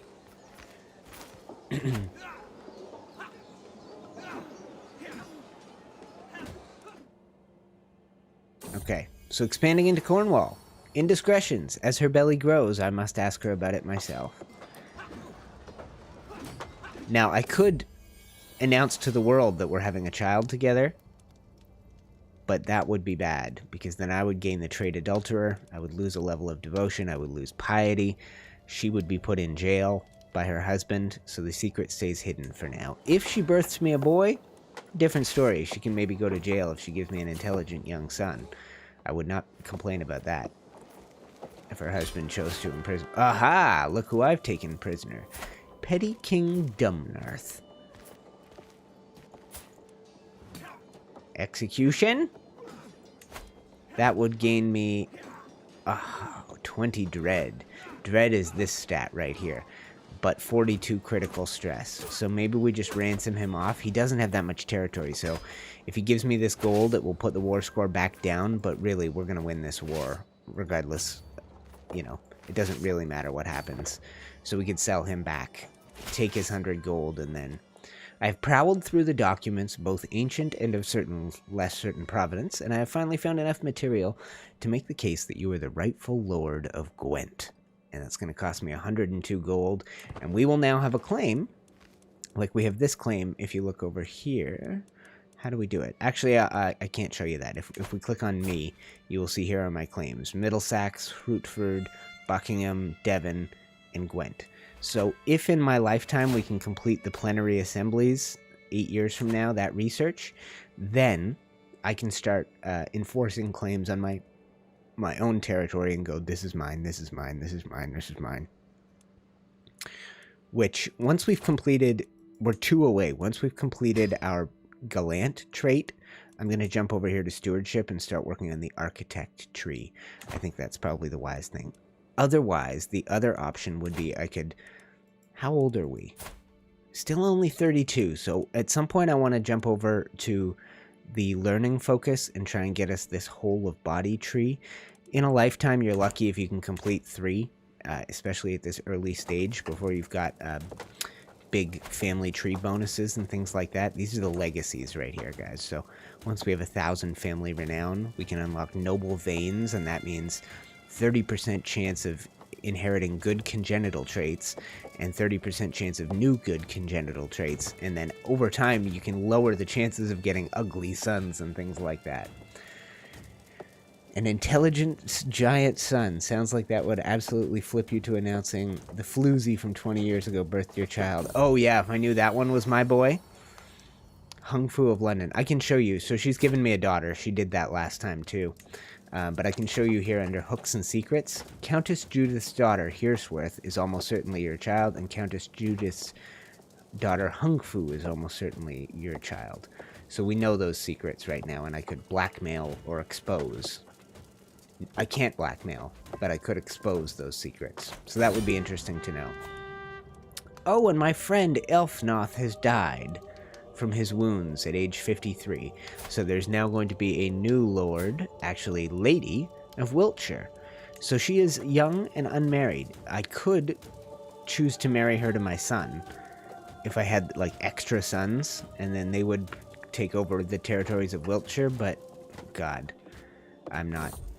See? Look how fast that happened. She's now betrothed to Bjorthwick Elfmar Marshall, son of the Lord of Buckingham. So that person, he'll end up, their children will end up with 2 territories. Okay, the love letter. She's written back to me. Your smile is like the glittering ocean.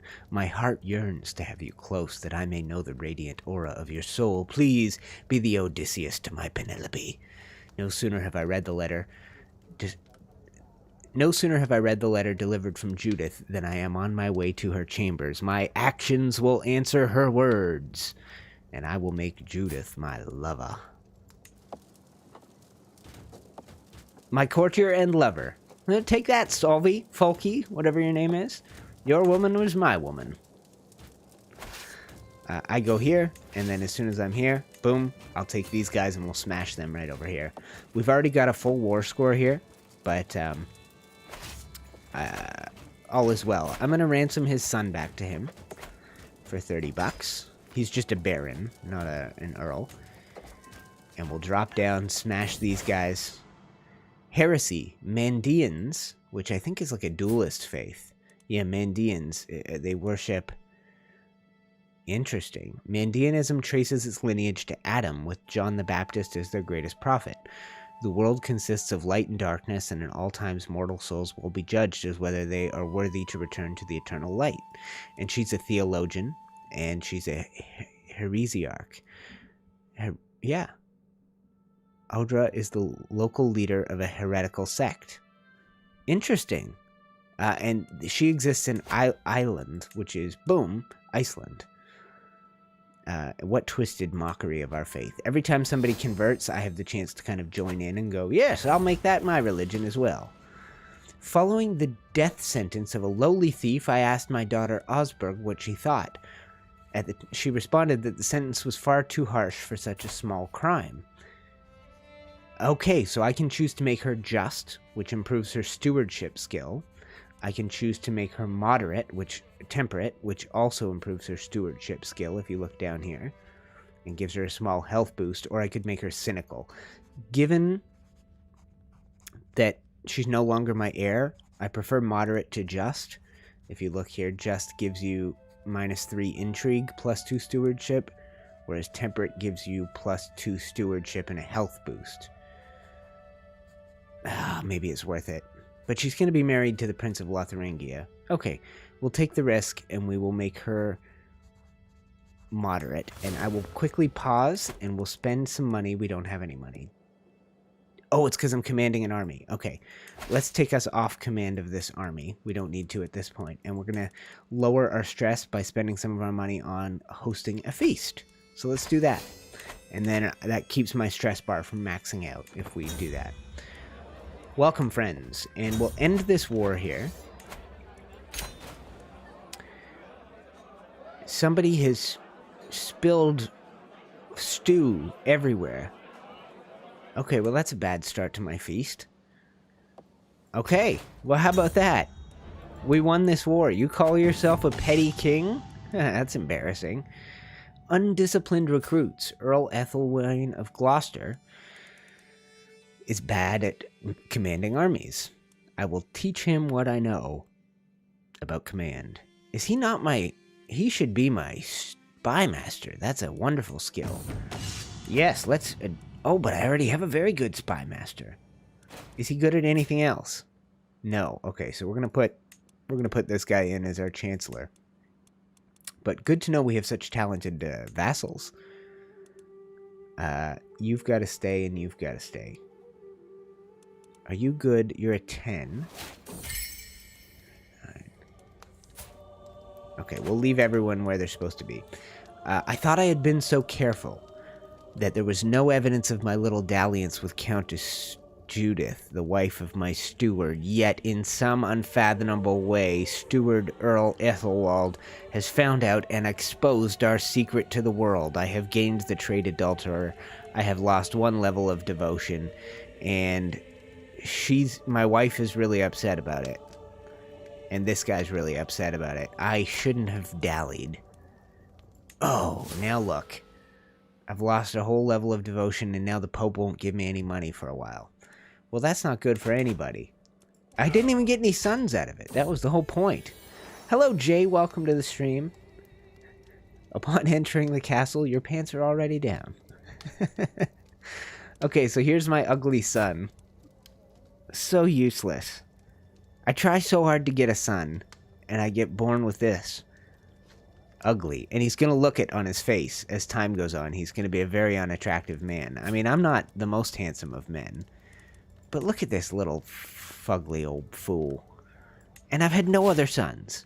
I can't have a son no matter how hard I try. I finally have one, and he's a little fuggo.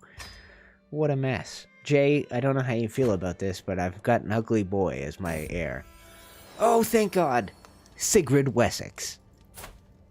He's not ugly. He's not ugly.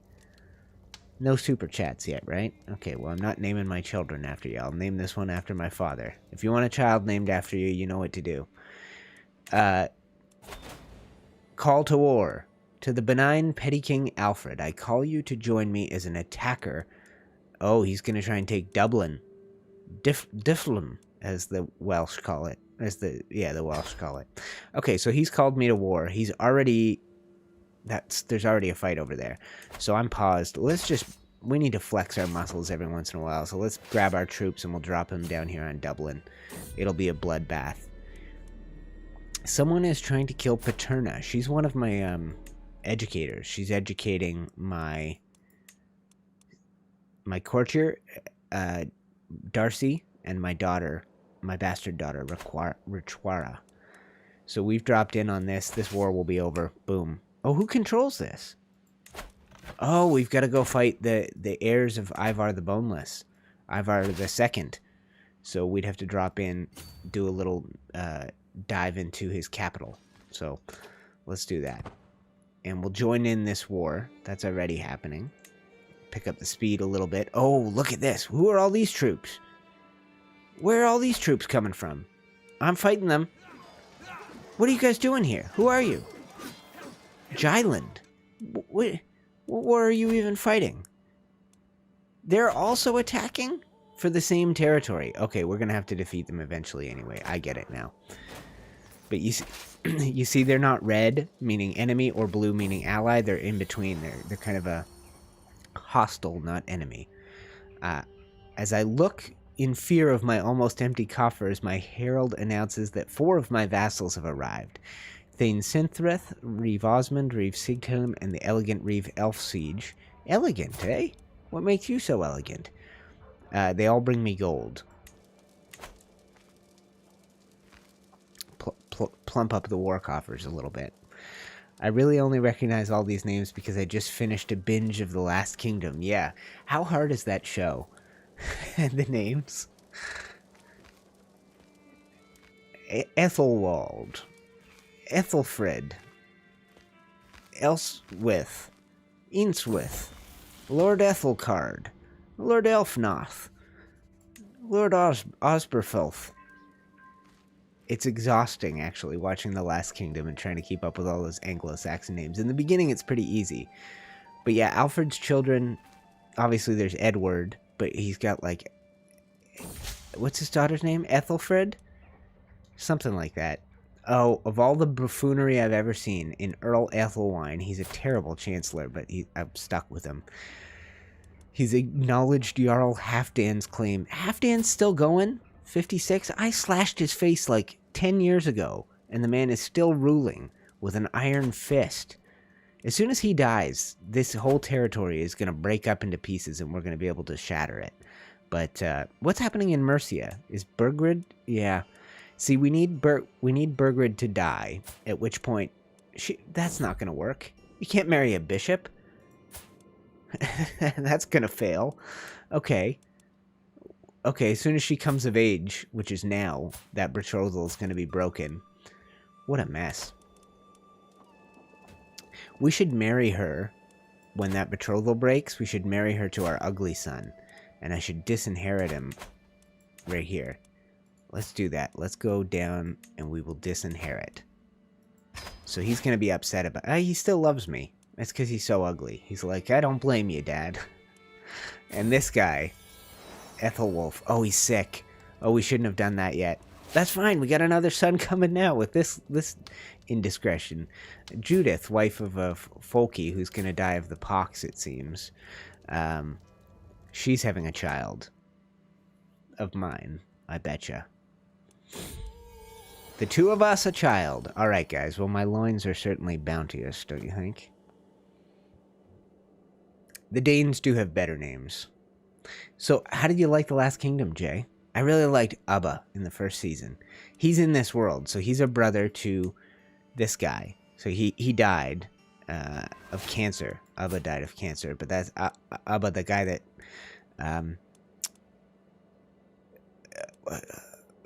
why is my brain failing me? What's his name? What's the main character's name? Uhtred, son of Uhtred. Okay, so we won this war. Anyway, the guy Uhtred slashes the backs of his ankles, his Achilles tendons, and he's wearing like a nightgown in season 1 or season 2. After he fires all the ships. So that's Ubba, and then Ubba's brothers are the ones ruling up here. So we've got Jarl Halfdan, and then his other brother Sigurd. Bjorn has died and given birth to, if you've watched Vikings, Bjorn Ironside. That's his son, or grandson, Bjorn II. And then the last one was Ivar the Boneless, who's now died and been replaced with Ivar II. And we are We have carved out a little kingdom for ourselves down here in the south of England. We have put our ugly son in charge of Anglia, which is fine. We'll find a wife for him eventually. Hopefully an attractive one. We have a claim here, and this guy probably doesn't have many allies. No, so we could expand a little bit more into Gwent. Let's go ahead and do this. Sorry, I skipped past that, but somebody's scheming against somebody. It's exhausting how many schemes take place in this game sometimes. And we'll raise our army here. And it's big enough now that it splits in two. Interesting. Okay, Judith has given birth to a son. What? She's given birth to Norse children? When did you convert back, Folky? I demand you become a Catholic. I don't want any Viking... You know what I do to Viking children? Okay, let's take this force down here. I execute them, in case you missed that. I burn them at the stake. Okay, we're going to continue our expansion, and pretty soon we'll be able to claim the title of the Kingdom of England. Okay, and now, after years as a chivalrous man, we have unlocked the Gallant trait. If you look over here, Gallant gives us 2 martial, 4 prowess, extra prestige, and extra attraction opinion, so we can seduce more people. We're going to switch immediately to the domain focus, and we are going to get +3 to our stewardship, and we're going to start unlocking the architect field, and ideally get down to divided attention, which will be another 2 domain limit. And we're at 10 of 10, which means after I capture Gwent, we're going to have to give it away. But we're going to take all our forces down here, and we're going to begin carving out a little bit of Welsh territory. Young Ragnar and Brita were my favorite. Yes, of course. Yeah, Abba was cool in the show. Did he convert? I thought that was Ragnar. Abba was the big blonde-haired one with the beard. And Uhtred slashed his ankles. I thought he stayed Viking till the end. I think he did. I think he stayed Viking till the end. You might be thinking of... Was it Ragnar? What did they call that guy? Not Ragnar. Oh, God, it's been a little while since I watched Last Kingdom. But the brown hair, brown beard guy. Luther. Nope, my brain is failing me. Earl Ragnar. I think he called him Ragnar. Oh no. As I slid between the sheets to join Judith, I found oozing blisters on her private parts. I'm going to reject you from my bed, and I'm going to break up with you, woman. Disgusting. Disgusting. I've already broken up with her. It's over. Okay, good. Yuck. She's got the lover's pox. She gave me no children anyway, right? Oh, one of these might be my child. But either way, they're raising them as Vikings, and they don't have any special traits, so...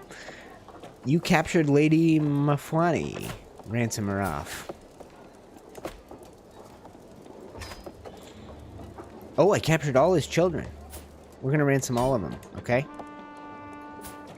Buy this one back, and you can buy this one back eventually. Oh, loses 10 dread. Who is this? Why won't you buy this child? Why won't you buy your child back from me? Thank you. Good. Okay, and we still win the war. Enforce demands. Ba-boom. Okay, disband all. So now we're over our limit again, which is good to know. Oh, the Earldom of Gwent, which we've just taken over, it needs some focus. I am going to handle the issues personally. Meticulous management. Now, we've got to give away one piece of territory.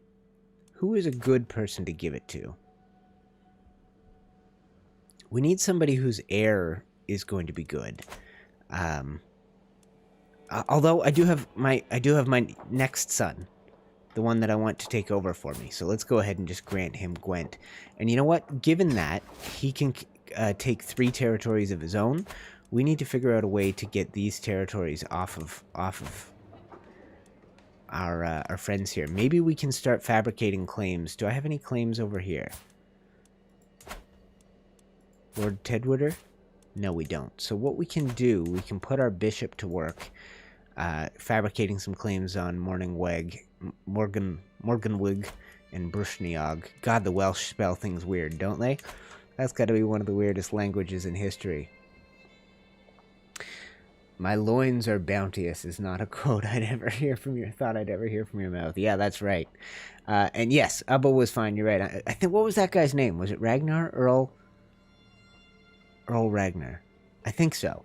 But yes, Ubba's the big, handsome, blonde-haired guy. Looks like Josh Barnett, if anybody knows who Josh Barnett is. Mixed martial arts fighter. Found a new kingdom. Okay, guys, so our territory is big enough. We could found the Kingdom of Wessex. The problem with that is we want the Kingdom of England. And we are far from that. We have... we need 21 de jure counties. And we only have 19. So if we can claim 2 more... Oh, look. Join me in the war for Jorvik. We're attacking? You've got 2,800. He's got 30. I think I just say... Oh, God, he's my brother-in-law, right? I've got to join the fight. Together we can do it. We can crush these Vikings. But in my best interests... You know, once this is done... This is actually great. Okay, so let's get out. Once this is done, we can claim a chunk of Lancashire or Northumberland for ourselves. But he's trying to claim these 4 territories around York. So we're going to move our rally point right here. Boom, and we're going to raise all our forces. And before we do, I'm actually going to give ourselves a second set of... we're going to go ahead and we'll raise some bows. And I wonder what kind of forces the Vikings bring to bear. We're going to increase that. And maybe some armored footmen. We've got the money, right? So let's build a little bit of a better standing army, and we'll get more onagers. Okay, so we'll spend everything we've got. It'll take a while for those to raise, but we'll raise whatever we've got now. And we'll just kind of get the clock started on this, okay? And let's push into Lincolnshire. Joe, we're taking it back, baby. We're taking it back. Enemy ally joins war. You're still alive? We smashed you years ago. I can't believe he's still alive. 70? He starts the game with two enemies in France that want him so dead. King of France and then some little fella, Count Eudes. So if you start down here, you have... Where's his enemies? We'll see. We'll see if we can still see his rivals. Yeah. Count Eudes and the King of France, King Charles, who's still alive at 62. They both hate this guy's guts, and somehow he hasn't been murdered. Lived to 70. I can't believe it. Okay, look at this force. Look at this. Look at the... We're bringing to bear on these Viking fools. So time has passed. His strength has weakened. Mainly probably because he's given his territory away to his sons. His stewardship is not very high, so he can only control 4 territories personally. So he's given away all of Lancashire and Northumbria to his children. And instead of reclaiming Lancashire, he's got a claim on all of York, which is interesting. Our brother-in-law does. So if he were to die, we could actually start claiming his territory as our own. But if he doesn't die, we'll declare our own war right after this on Jorvik once we've smashed his men. And he just actually hired some mercenaries, if you look here. He now has 1,400 mercenaries, this little force right here, under Captain Wolfgeat of the Wakes Guard. So we'll merge our force here. We'll split it, and we'll leave the onagers there, and we'll take a second force up right into Nottingham Forest. Why not, right? And we'll see if we can get some of these guys to follow us. Oh, 2,200 coming from Montague. I wonder if we could swing around and smash him. Ugh, this is tough. I thought about doing a face cam for you guys today, but I didn't. Guthrum! Yes, Earl Guthrum.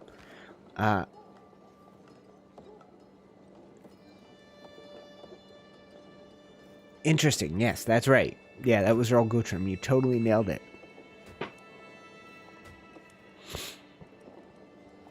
Is that how you spell Bianca's name? I always thought it was Bianca, like the girl's name, like a posh girl. Hi, I'm Bianca.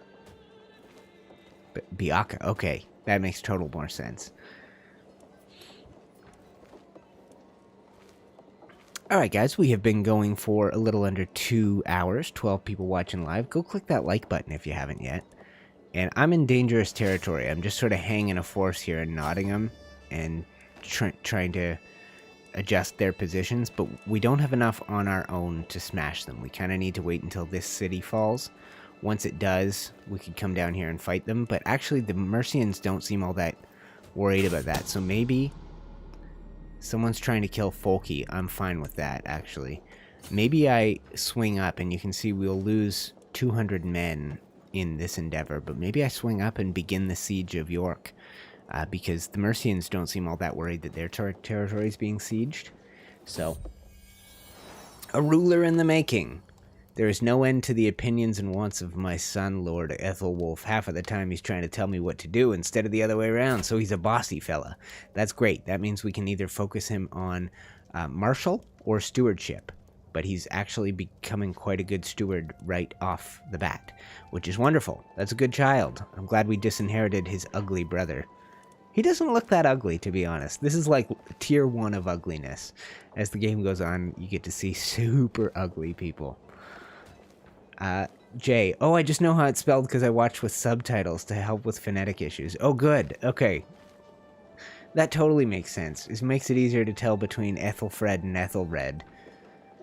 That's the hard one, yeah. Ethelfred marries Ethelred, right? In the show? His daughter, Alfred's daughter, Ethelfred, marries this Mercian kid, Ethelred. And then I'm sure there's even more. There's a lord near the end, Ethelburn, I don't even know. But they love their Ethels in this part of the world, I tell you that. Okay, so this war is going okay. These guys haven't actually even decided on a place to siege. They're thinking about swinging around and trying to hit us here. If they do, I'm going to have to bring down these forces, and those casualties will be for naught. But I'm pretty sure they're thinking of either heading for the capital or swinging around and trying to break our siege, which is what they're doing. So I'm going to bring all our forces down. They haven't brought to bear their full force yet. They're taking kind of a looping route, but this is kind of the turning point of the battle. The extra 1,300 Mercians are going to slam in here. I'm going to take another 200 casualties and come down with my bowmen and my knights under the command of Ethelsiege.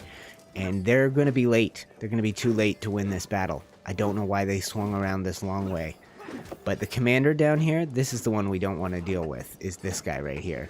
41 commanding skill versus 22 for this guy, 29 for this guy. We're stuck with this chump, Wolfmar of Derby, as our commander, instead of me. I don't know why, but we'll jump into this battle. And by the time these guys get across this river, they're going to realize the mistake they've made, and they're not even going to engage. If they do, all the better for us, because this one's over, 6,000 to 2. But they've only got 3,500 right here, so they're probably not going to join the fight. They are. You fools. You're just going to... It's a meat grinder. You're just going to get turned into ground pork. Oh, what idiots. Just wait. We're going to destroy their whole forces. Ethelfled is the princess, Ethelred married. Yeah, it's exhausting, right? Ethelfred, do you take Ethelred as your husband? No, the other way around.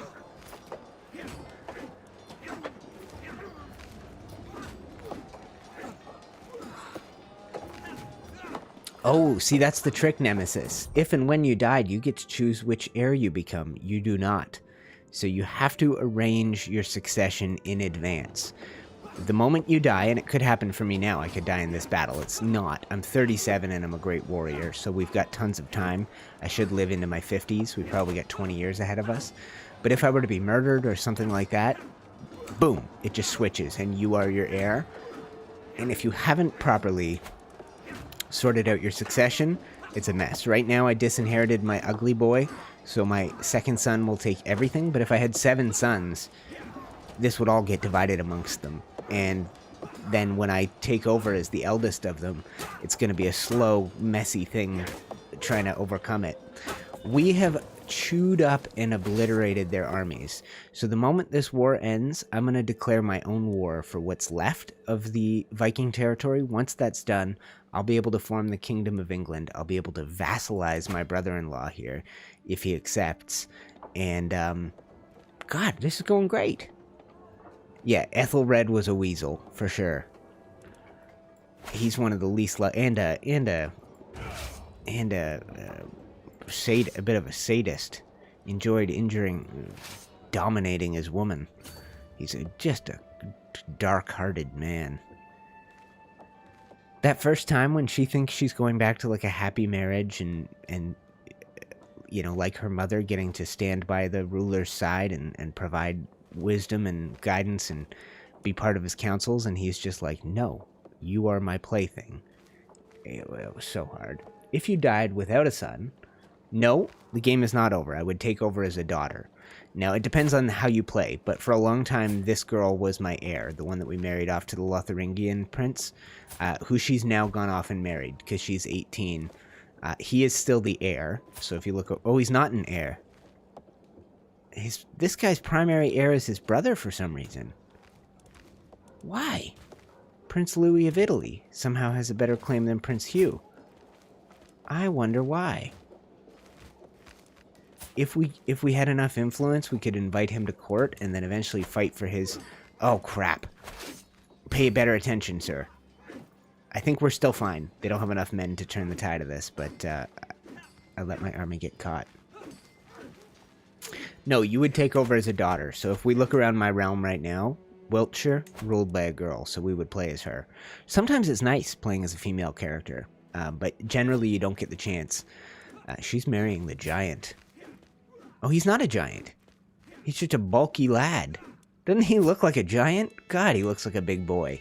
I thought he was a giant, but he doesn't have the trait. Okay. Oh, the Pope likes us enough again. Give me some money, sir. And I have got some prisoners. And we're winning another war. So, man, the Mercians must be so grateful for me. Budakan Maklakne Omorda. God, my Gaelic is a tough language as well. Only Welsh is more of a challenge, I would say. Merge these. And wow, our army has shrunk down a little bit. We've lost some men in this fight. So I'm going to split this force, and I'm going to take... Personally, I'm going to take some up to the capital. We're going to need to take more than one territory to win this. I currently have low control in Dorset and Devon, so we're going to put our marshal down here. And we need a new chancellor. We moved our steward over. Good. And then now we can choose a new steward. I think we ignore Earl Uhtred, even though he deserves it. He claims he has the right to it. And we're going to hire Gautmar. And we're going to bring in Gautmar to do this. He can actually change culture. So Gwent is already Anglo-Saxon, but Devon is Cornish. So we can have him convert the culture of Exeter there. And, okay, I received a missive from Lord Tuiter of Brisneog. It claims Earl Elfmar, my marshal. Oh, what a mess. We're going to... The Lord can't be trusted. My vassals have my support. Oh, he has a plot already? Oh, he's probably trying to fabricate a claim on... Okay, that's pointless. Who cares? So all of your actions have these ripple effects, which is interesting. I was originally excited to see the Ethelred actor because he was so beloved in that Rain show, but it was nice seeing that he could play someone sadistic as well. I think it's really tough as an actor to deal with that because you know the fella who played Joffrey, right? We're gonna have to join this battle. We're losing it right now. The fellow who played Joffrey said it's like it wrecked his life almost. Like he can't even go out in public anymore because people hate Joffrey so much. Okay, this guy's been wounded. He's his own man. He has his own territory, so there's nothing I can do to save him. If it was one of my own men, I'd just have to make sure I had a court physician. Oh, we're going to lose that battle as well? Throw these guys in. See if we can win it. We're not going to win it. Shoot, stay here. Too late. Damn it! Okay, you got to really keep... you really got to pay attention, because this tiny army smashed us because I didn't commit enough men to it. So now there's 1,600 of them. We have a lot more, but we're in full retreat because I spread us in bit by bit by bit. And they're losing over there. So we lost a couple commanders, and Alfred died, and Elfmar was captured. So we've got to rally this army and go up there and smash them. If I have any more men, we will raise them. And we could hire mercenaries with that money from the Pope. It's just, this isn't even our own war. So it would cost 171 gold to get some pickmen. Maybe it's worth it. Or some cav. Some light cav. Or we could just hire our own... Go here. Okay, we could hire our own cavalry. Oh, we're at our limit. That's fine. Let's just wait a minute, okay? I'll unite these two forces here. 5 forces. Oh, apparently we had plague in the kingdom. I didn't even notice, but we've been cleared of it. Okay, so we get 2,400. We can go smash them, right? We'll want to cross the river before... Oh, that went fast. I clicked the wrong button. Okay, whew. Okay, if we hop up here, we're going to smash a 750, a small army. Okay, this battle's going fine, guys. Oh, the Long Dark is free on Epic Games today. That's excellent. Okay, we won this war. Disband all, and now watch. Jorvik is shattered, and it's in civil war. Defending against Earl Sigfrid of Cumberland for the Cumberlander claim on Westmoreland. While they're in the middle of that, I don't have a casus belli on them. Oh, we need to put our bishop to work. He's got 20 days left on a different claim. Okay, that's fine. Okay, this young lass demands a spot on my councils. Maybe we make her spy master, and I put Solvi, whose wife I've been sleeping with, in as marshal. Okay. All right. So we now need to start getting ourselves a claim on something else in the north. How close am I to forming England? Still 19, right? Out of 21? Okay. So that's going to be a ways away. All right, guys. I need a quick... yeah, that Joffrey guy is probably going to have to mature and change his look a bit. Oh, and now I have another son. What are the odds? And he's a fragile boy. Look at this. Delicate. We are going to immediately disinherit him. I do not want to mess up my succession. So disinheriting costs this renown. Every time I do that, I get us further away from unlocking valuable dynasty bonuses. But Mercia is now 3,100 troops, and we're at 3,000, so they're as powerful as we are. We successfully got a claim on this chunk of land, but unfortunately for us, it doesn't get us any closer to England, because this is Welsh territory. Uh-oh. We're fine. They landed before we could raise all our forces, so we're going to have to fight them again. You're not getting away, right? You are getting away. God, that's a fast-moving force. Okay, that's fine. We took a valuable hostage in that last battle, so that's a game changer. I need a bathroom break pretty soon. That's okay. You know what? We're nearing the end. We'll probably not go too much longer, guys. We're a little over 2 hours in. I'm doing pretty good. 13 likes. Can't complain. There are days in the future of this channel, you know, a couple hundred people watching like we've had in the past. But for now, I'm just enjoying the hangouts. Eventually, things will kind of come in, you know, kick into a point where they're growing again. But these early days, I was explaining it to my mom, like, with a YouTube channel, when you haven't been doing it for a while, it's like, imagine driving a car, but instead of driving a car, you're pushing a car. And you gotta push it to a point where it starts to roll downhill a little bit before you can hop in the driver's seat and shift it into gear or whatever. So these early stages, guys, I'm just pushing the car along, maybe even a little bit uphill. So there's no need to stress. I mean, this thing's not gonna take off of its own accord anytime soon.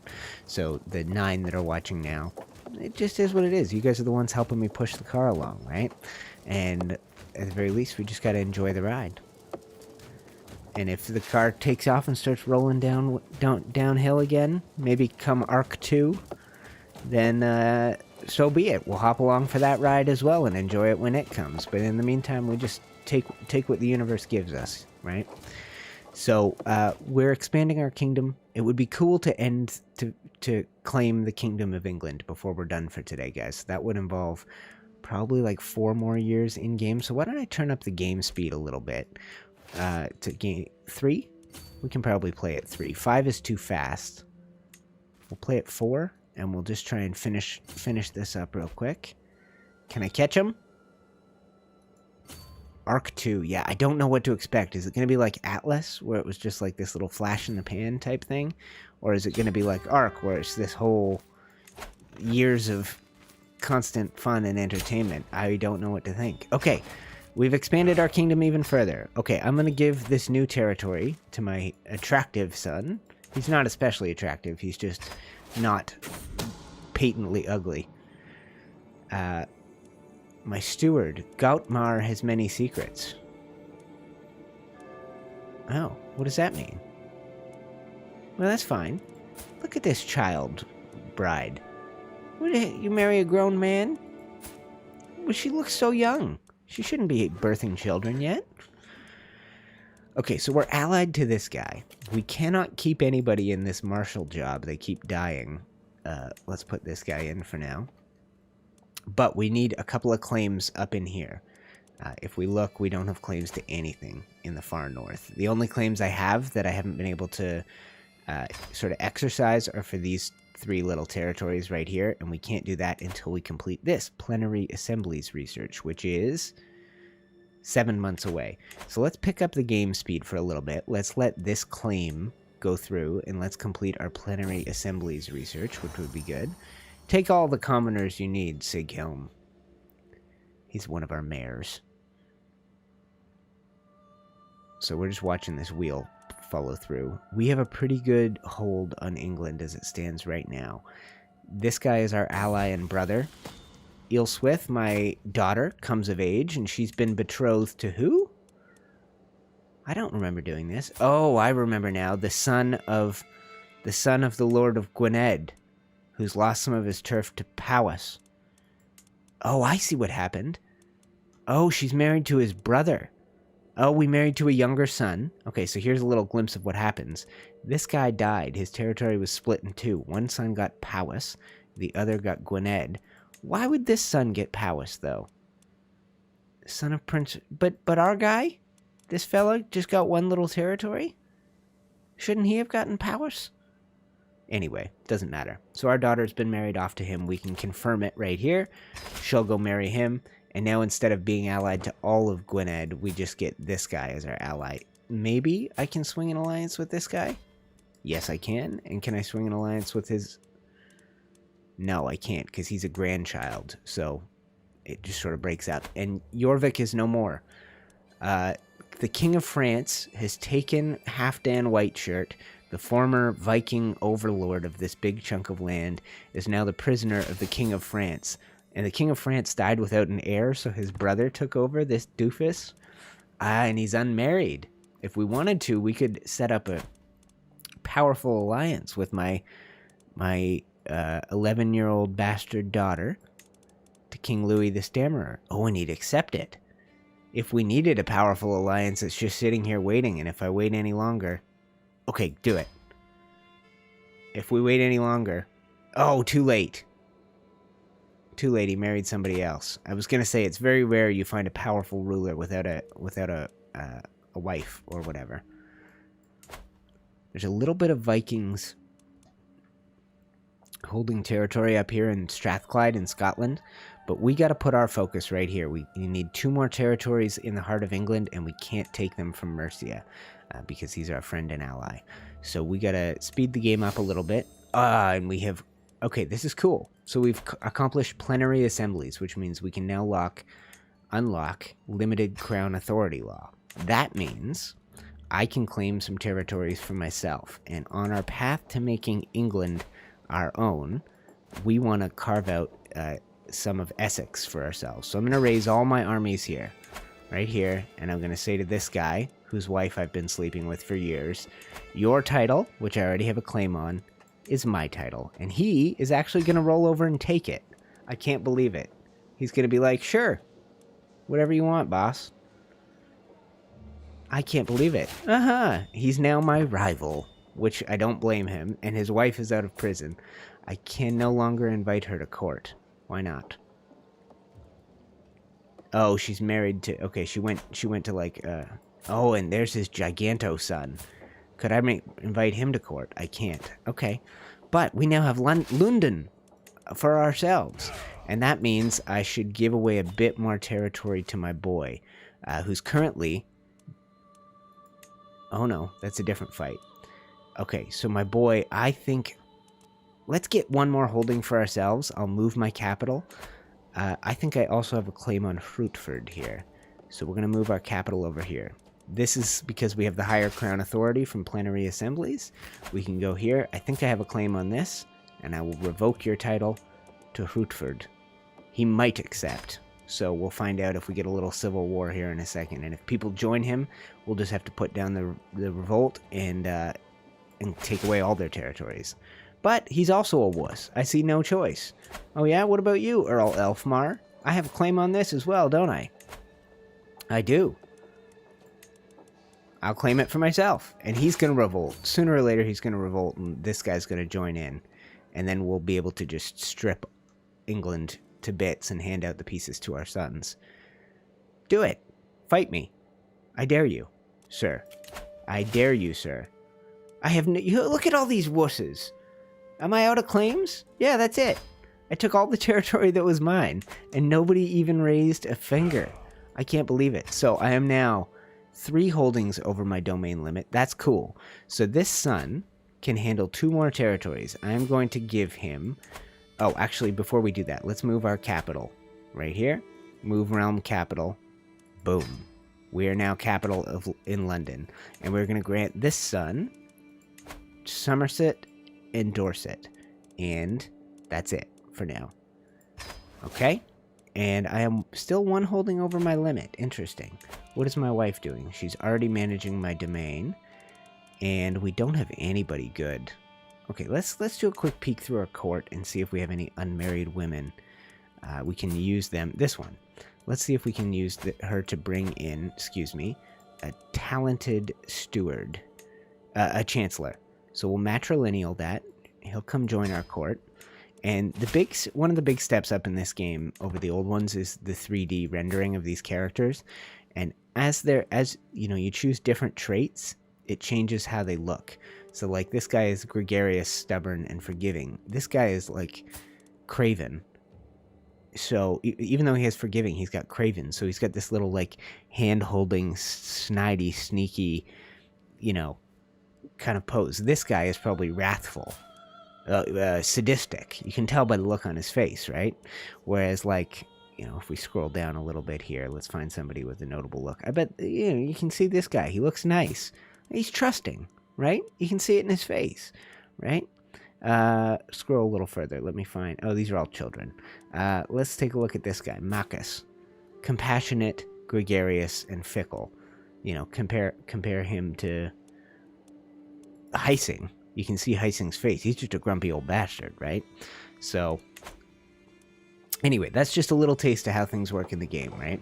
These traits that we're choosing for our children, very important. So I wish I could give this child 1 more, because this child is going to be... He can take 1 more, but I don't want to give it to him because he's so ugly.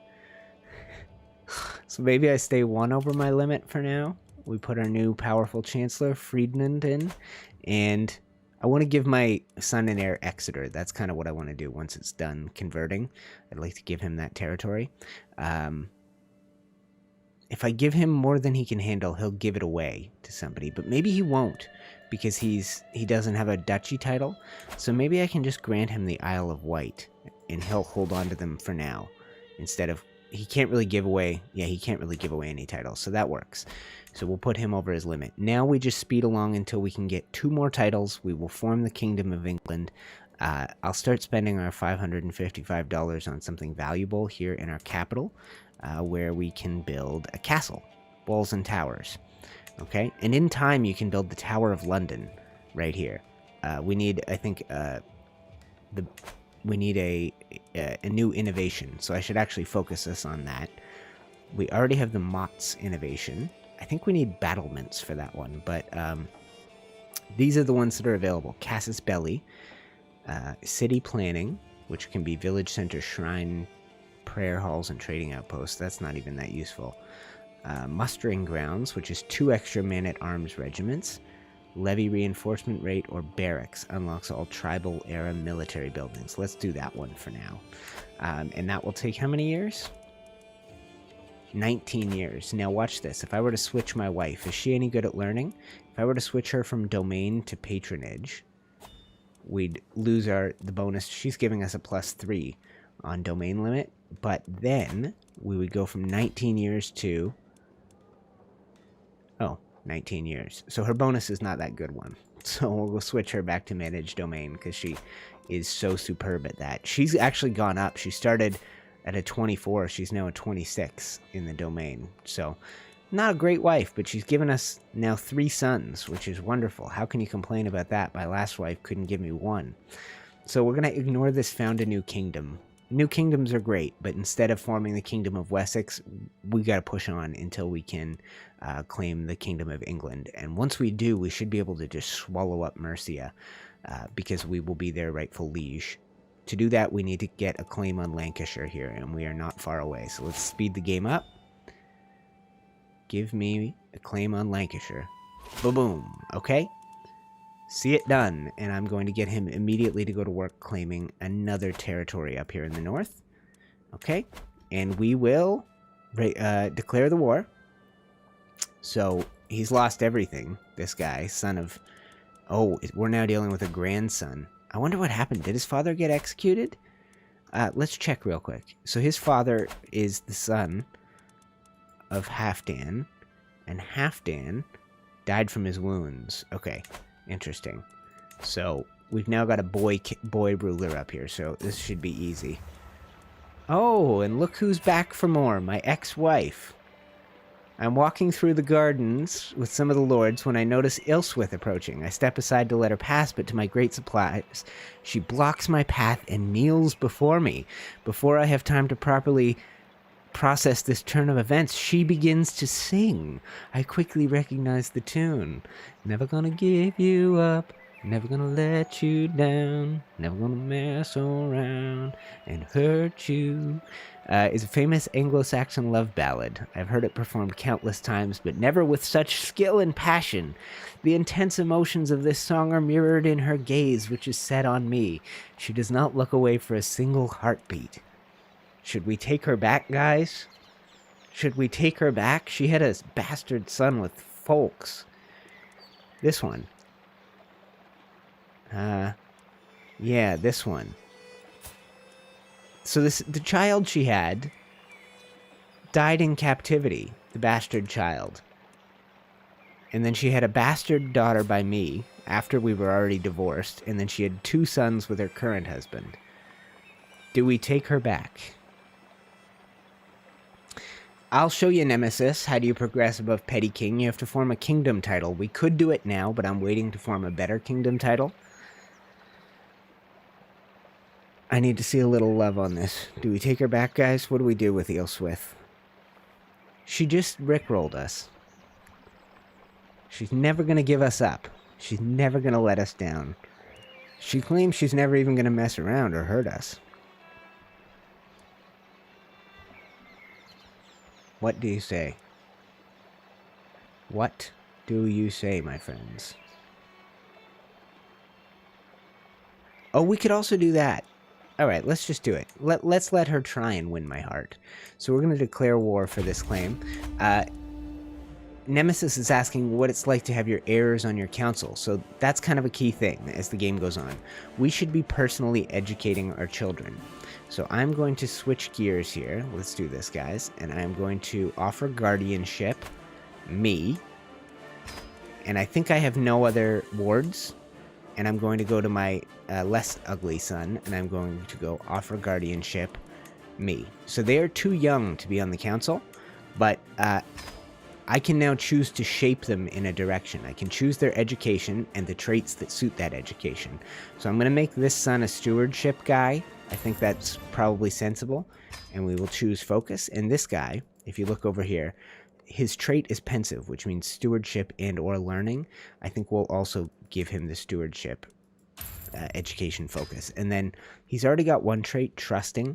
And so that's not a bad one. This guy has none. So we have plenty of time to shape him into the man we want him to be. And eventually, once they reach the age of 16, we can kick these losers off the council and put our sons on there.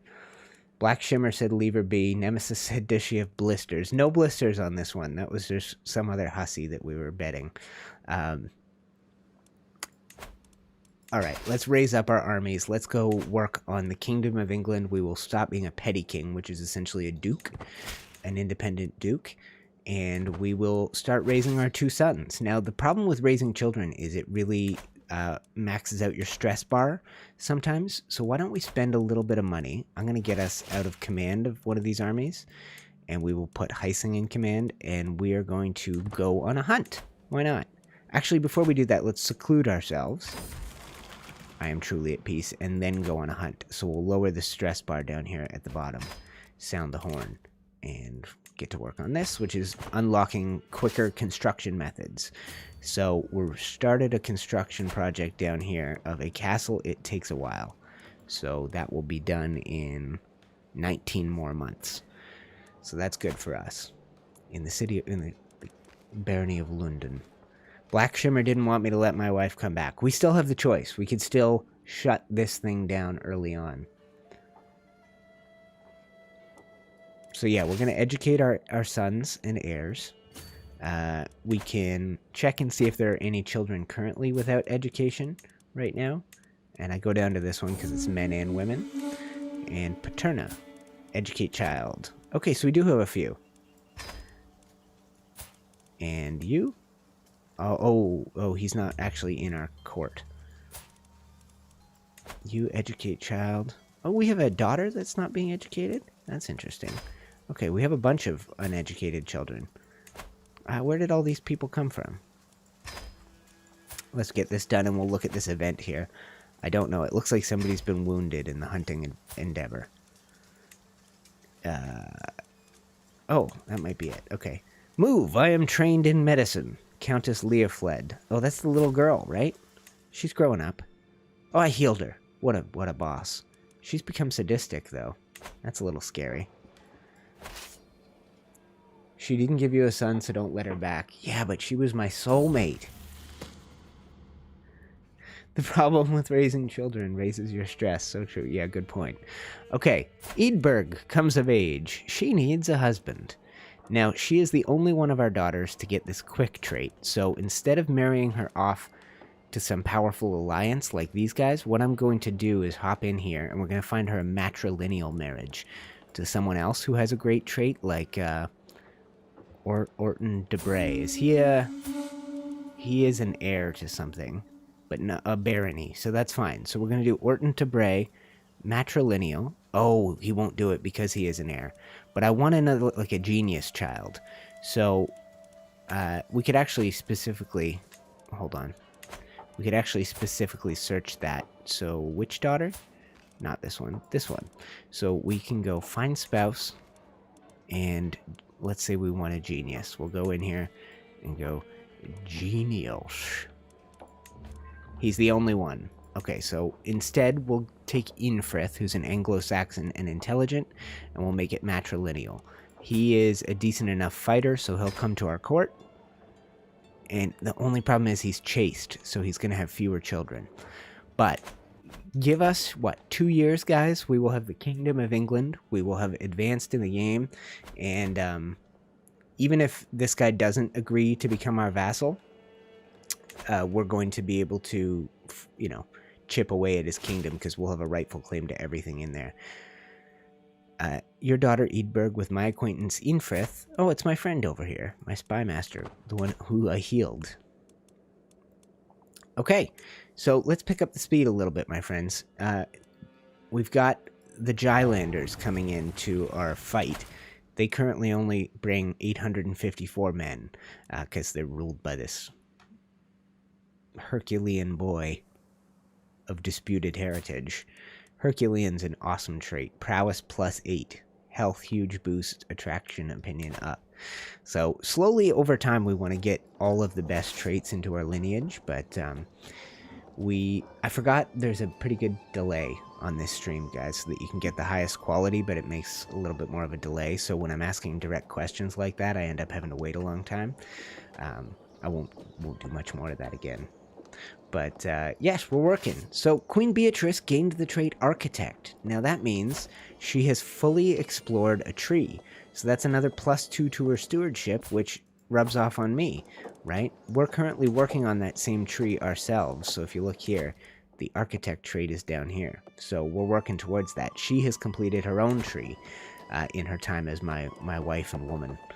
And our son down here, still holding all 5 of his territories. He is. Our ugly son, yeah, he's still doing good. He's not that ugly, to be honest. He's going to need a wife soon. Yeah, the quality looks great. Oh, that's good. I'm glad. Yeah, I feel good, guys. It's been a fun stream so far. And I want to get to this point of being the King of England, but what is this? When the raised voices reach me yet again, I quench my instinct to turn on my heel. The constant bickering of my vassals, my son, and this woman child. I'm gonna join my son. She is a coxcomb. Whatever that means. A true coxcomb. But yeah, I turned up the... So there's very little... The stream is coming out as solidly as possible, but with more of a delay than usual. I figured with this game and no face cam, it wouldn't be that big a deal. I haven't used the face cam in ages. It just means lights and a green screen and all kinds of extra stuff to do. But we need to chip out this chunk of land, and then we need to wait for our this to complete and for the truce to end, which would benefit us having a really good chancellor. Ferdinand is actually pretty good, but we need one more chunk of English territory. Does Cornwall count as England? If we go here, it does. Okay, so if we can't push our war that way, then I'm gonna put him to work. Actually, you know what? We're not gonna be able to. We're gonna have to wait more than 2 years for the truce to end. So I'm gonna switch his gears and have him give me Cornwall. Now, one of the problems is we have a really bad bishop. So it takes him forever to get stuff done. He's just an idiot. Hopefully he'll die. That's our best bet. Let's drop down and smash these Viking fools. I wonder when the next chapter of my wife's attempt to win me back my ex-wife's attempt to win me back happens. Okay, so here's another test of raising our child. We can make him honest, deceitful, or humble. He's already trusting, so he's not going to be able to do much dirty tricks anyway, so we'll keep him with honest. And I realize I'm going to host a feast because my stress is already pretty high, so we'll do that. Welcome, friends, to UTC's feast. And we're going to drop down on their capital. This might be enough to win the war at this point. Alright, and the feast is over, and Osber approaches Beatrix and me at the table, and I say, yes, I've done a great job, haven't I? Or I go, no, Beatrix deserves all the credit.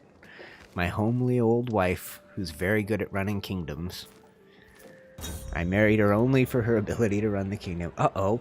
Petty Queen Beatrix sneers as she sinks her blade into the face of the cowering Countess Ethelreda. My wife just murdered this girl. Oh, what? I stumble outside and I start peeing, and I look around the corner and there's my wife just dagger to the mouth. What? What have you done? I guess I gotta try and cover it up. I can't afford to have this. God, she looks like a terrible woman. Stubborn and patient. Ugh. Yes, that's true. I can't afford to have anything happen to my wife. So what? That's it? There's no follow-up? Just the Duchess of Wiltshire is dead? Dead. And now Countess Syphilfled, Syphilis, has taken over. Oh my god. Oh, my wife just... Don't say anything to her. Good lord. Her reputation is going to spread fast. Does she have a dread stat? No, she doesn't. Can you believe that? I just walk outside and I start emptying my bladder and I turn around and there's my wife just daggering somebody to the eyeball. Whew. That's why you don't throw feasts, I guess. Alright, we're going to take the smaller force down here. I'm going to give a quick smash job to these guys. Oh, okay, quick. Sorry, just this smaller force, and we'll smash these fools. And then that way, when we take the capital, it's a guaranteed war over. And then all we have to do is wait. We will take Cornwall, because that's part of England, and... done. Oh, the war's over anyway. Okay, so let's just enforce. Okay. So, here's the thing, guys. This is why I didn't do it. It will now be... If we click on us, it will now be 5 years before I can declare war on Northumbria again. If I have a great chancellor, then I can kind of solve that problem. But let's get down here, quick. I'm being raided. But in 2 years, when this claim is complete, and we'll pick up the speed here real quick, see if I can catch these Viking raiders before they flee. All right, and here's our other son. We're going to make him moderate. Temperate, whatever it's called. That's a valuable one. Okay. Alright, they're gone. So we disband this army, and we'll bring this one into shore right here. Alright. And here's my wife. Your noble righteousness is the life-giving sun of my world. I wish only to accept your judgment, that I may know true joy. Your judgment? Remember she cheated on me? I think she's captured my essence on parchment. I'm going to let her keep fondling my heart. Is that an expression? Alright, and we're going to speed up the clock. We have nothing to do except spend some of our money when we feel a little bit more content. And somehow we are over our domain limit again. How did that happen? Oh, because of this one. Oh, I see. Right.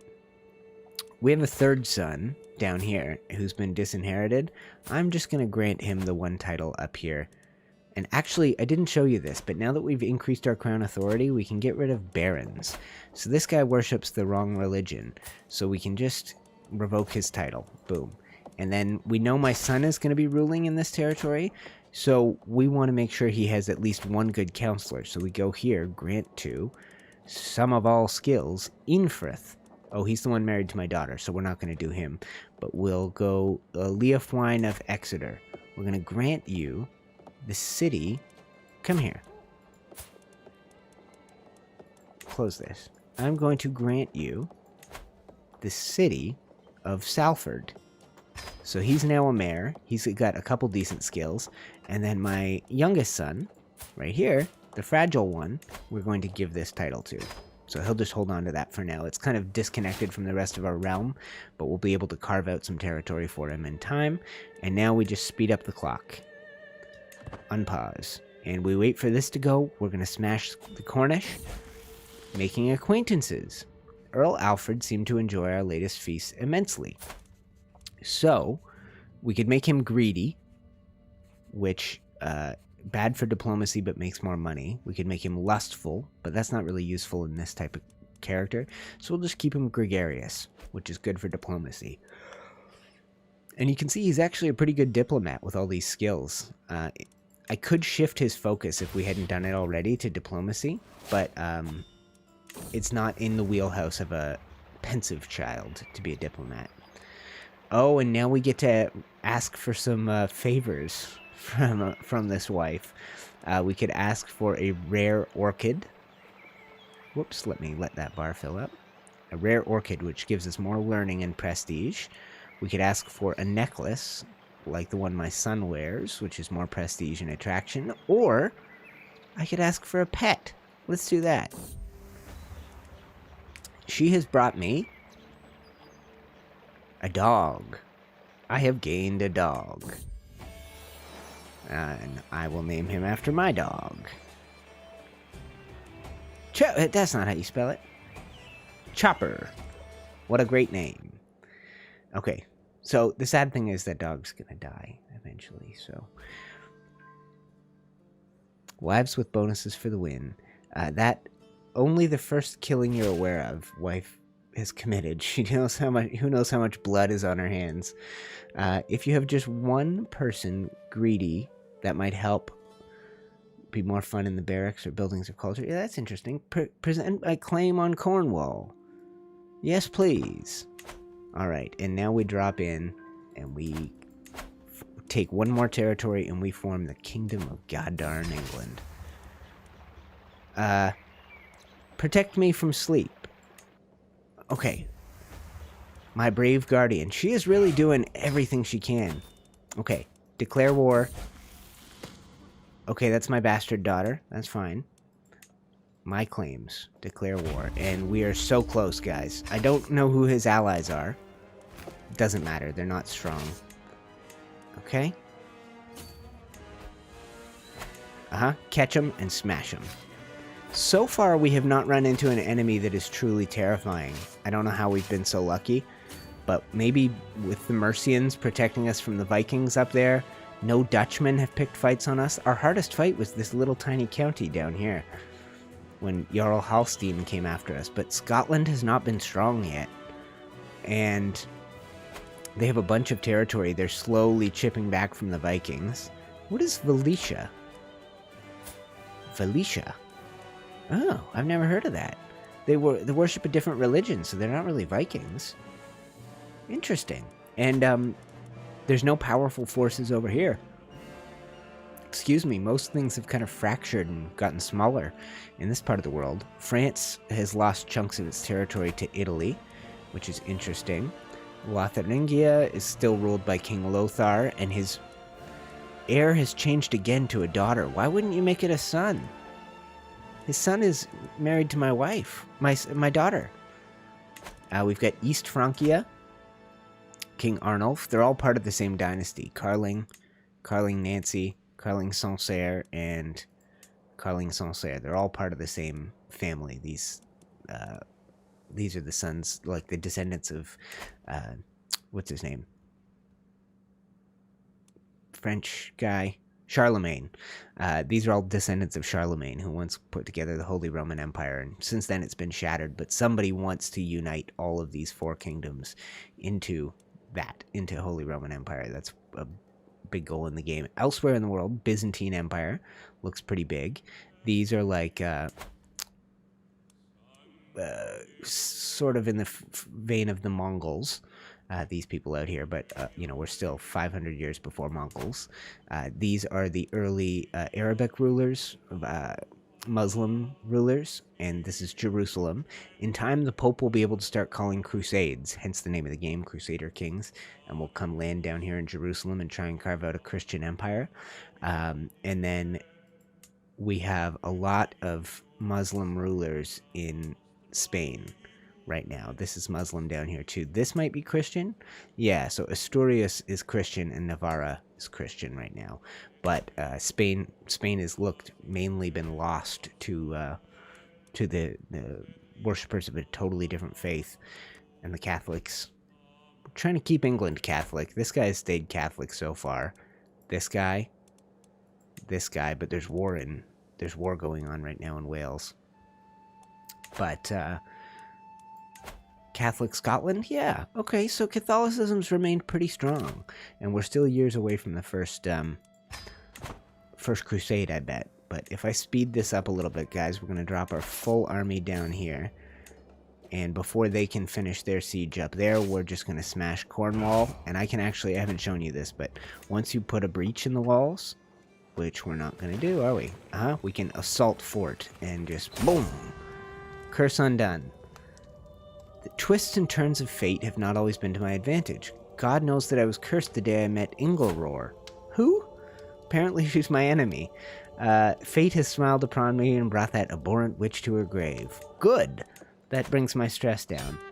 So, our war is done. Enforce demands. Boom. What? Enforce demands. And disband all. Excellent. And now we zoom out and we find out. Found a new kingdom. No thank you. Instead, titles can be created. Kingdom of England. I need some more gold. So let's speed up the clock and we'll work our way towards that. Can I ransom any prisoners?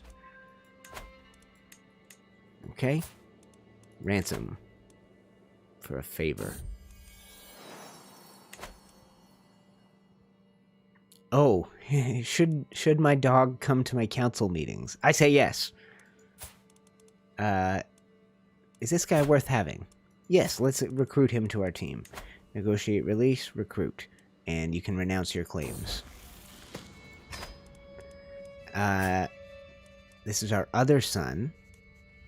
We'll keep him honest as well. Why not? This is a child of... She is going to have lots of claims, so we're going to keep her around until she grows older. Oh, okay. She just made this guy very unhappy. And then Gwendy. What a funny name. We're just going to ransom you off for a favor because I don't want you around. And then Ivaring. She's also should have claims eventually too, but she's a child. So we'll keep these 4 prisoners. We will lawfully imprison Kremhild. That's not going to work, so why bother? We can modify contracts. Don't bother. We can negotiate alliances. Don't bother. We can find a wife for our bastard daughter. Let's go here. We're going to reset to defaults, and she could marry the King of Lotharingia. He was married to someone else already. Why not? She's a bastard daughter. We got to get rid of some of these daughters, right?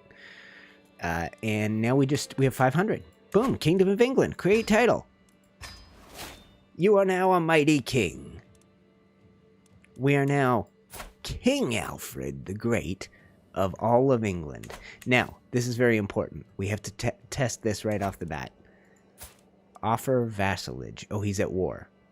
Okay, but he wouldn't accept right now? Okay, so we're going to go here and we're going to begin a sway campaign against him.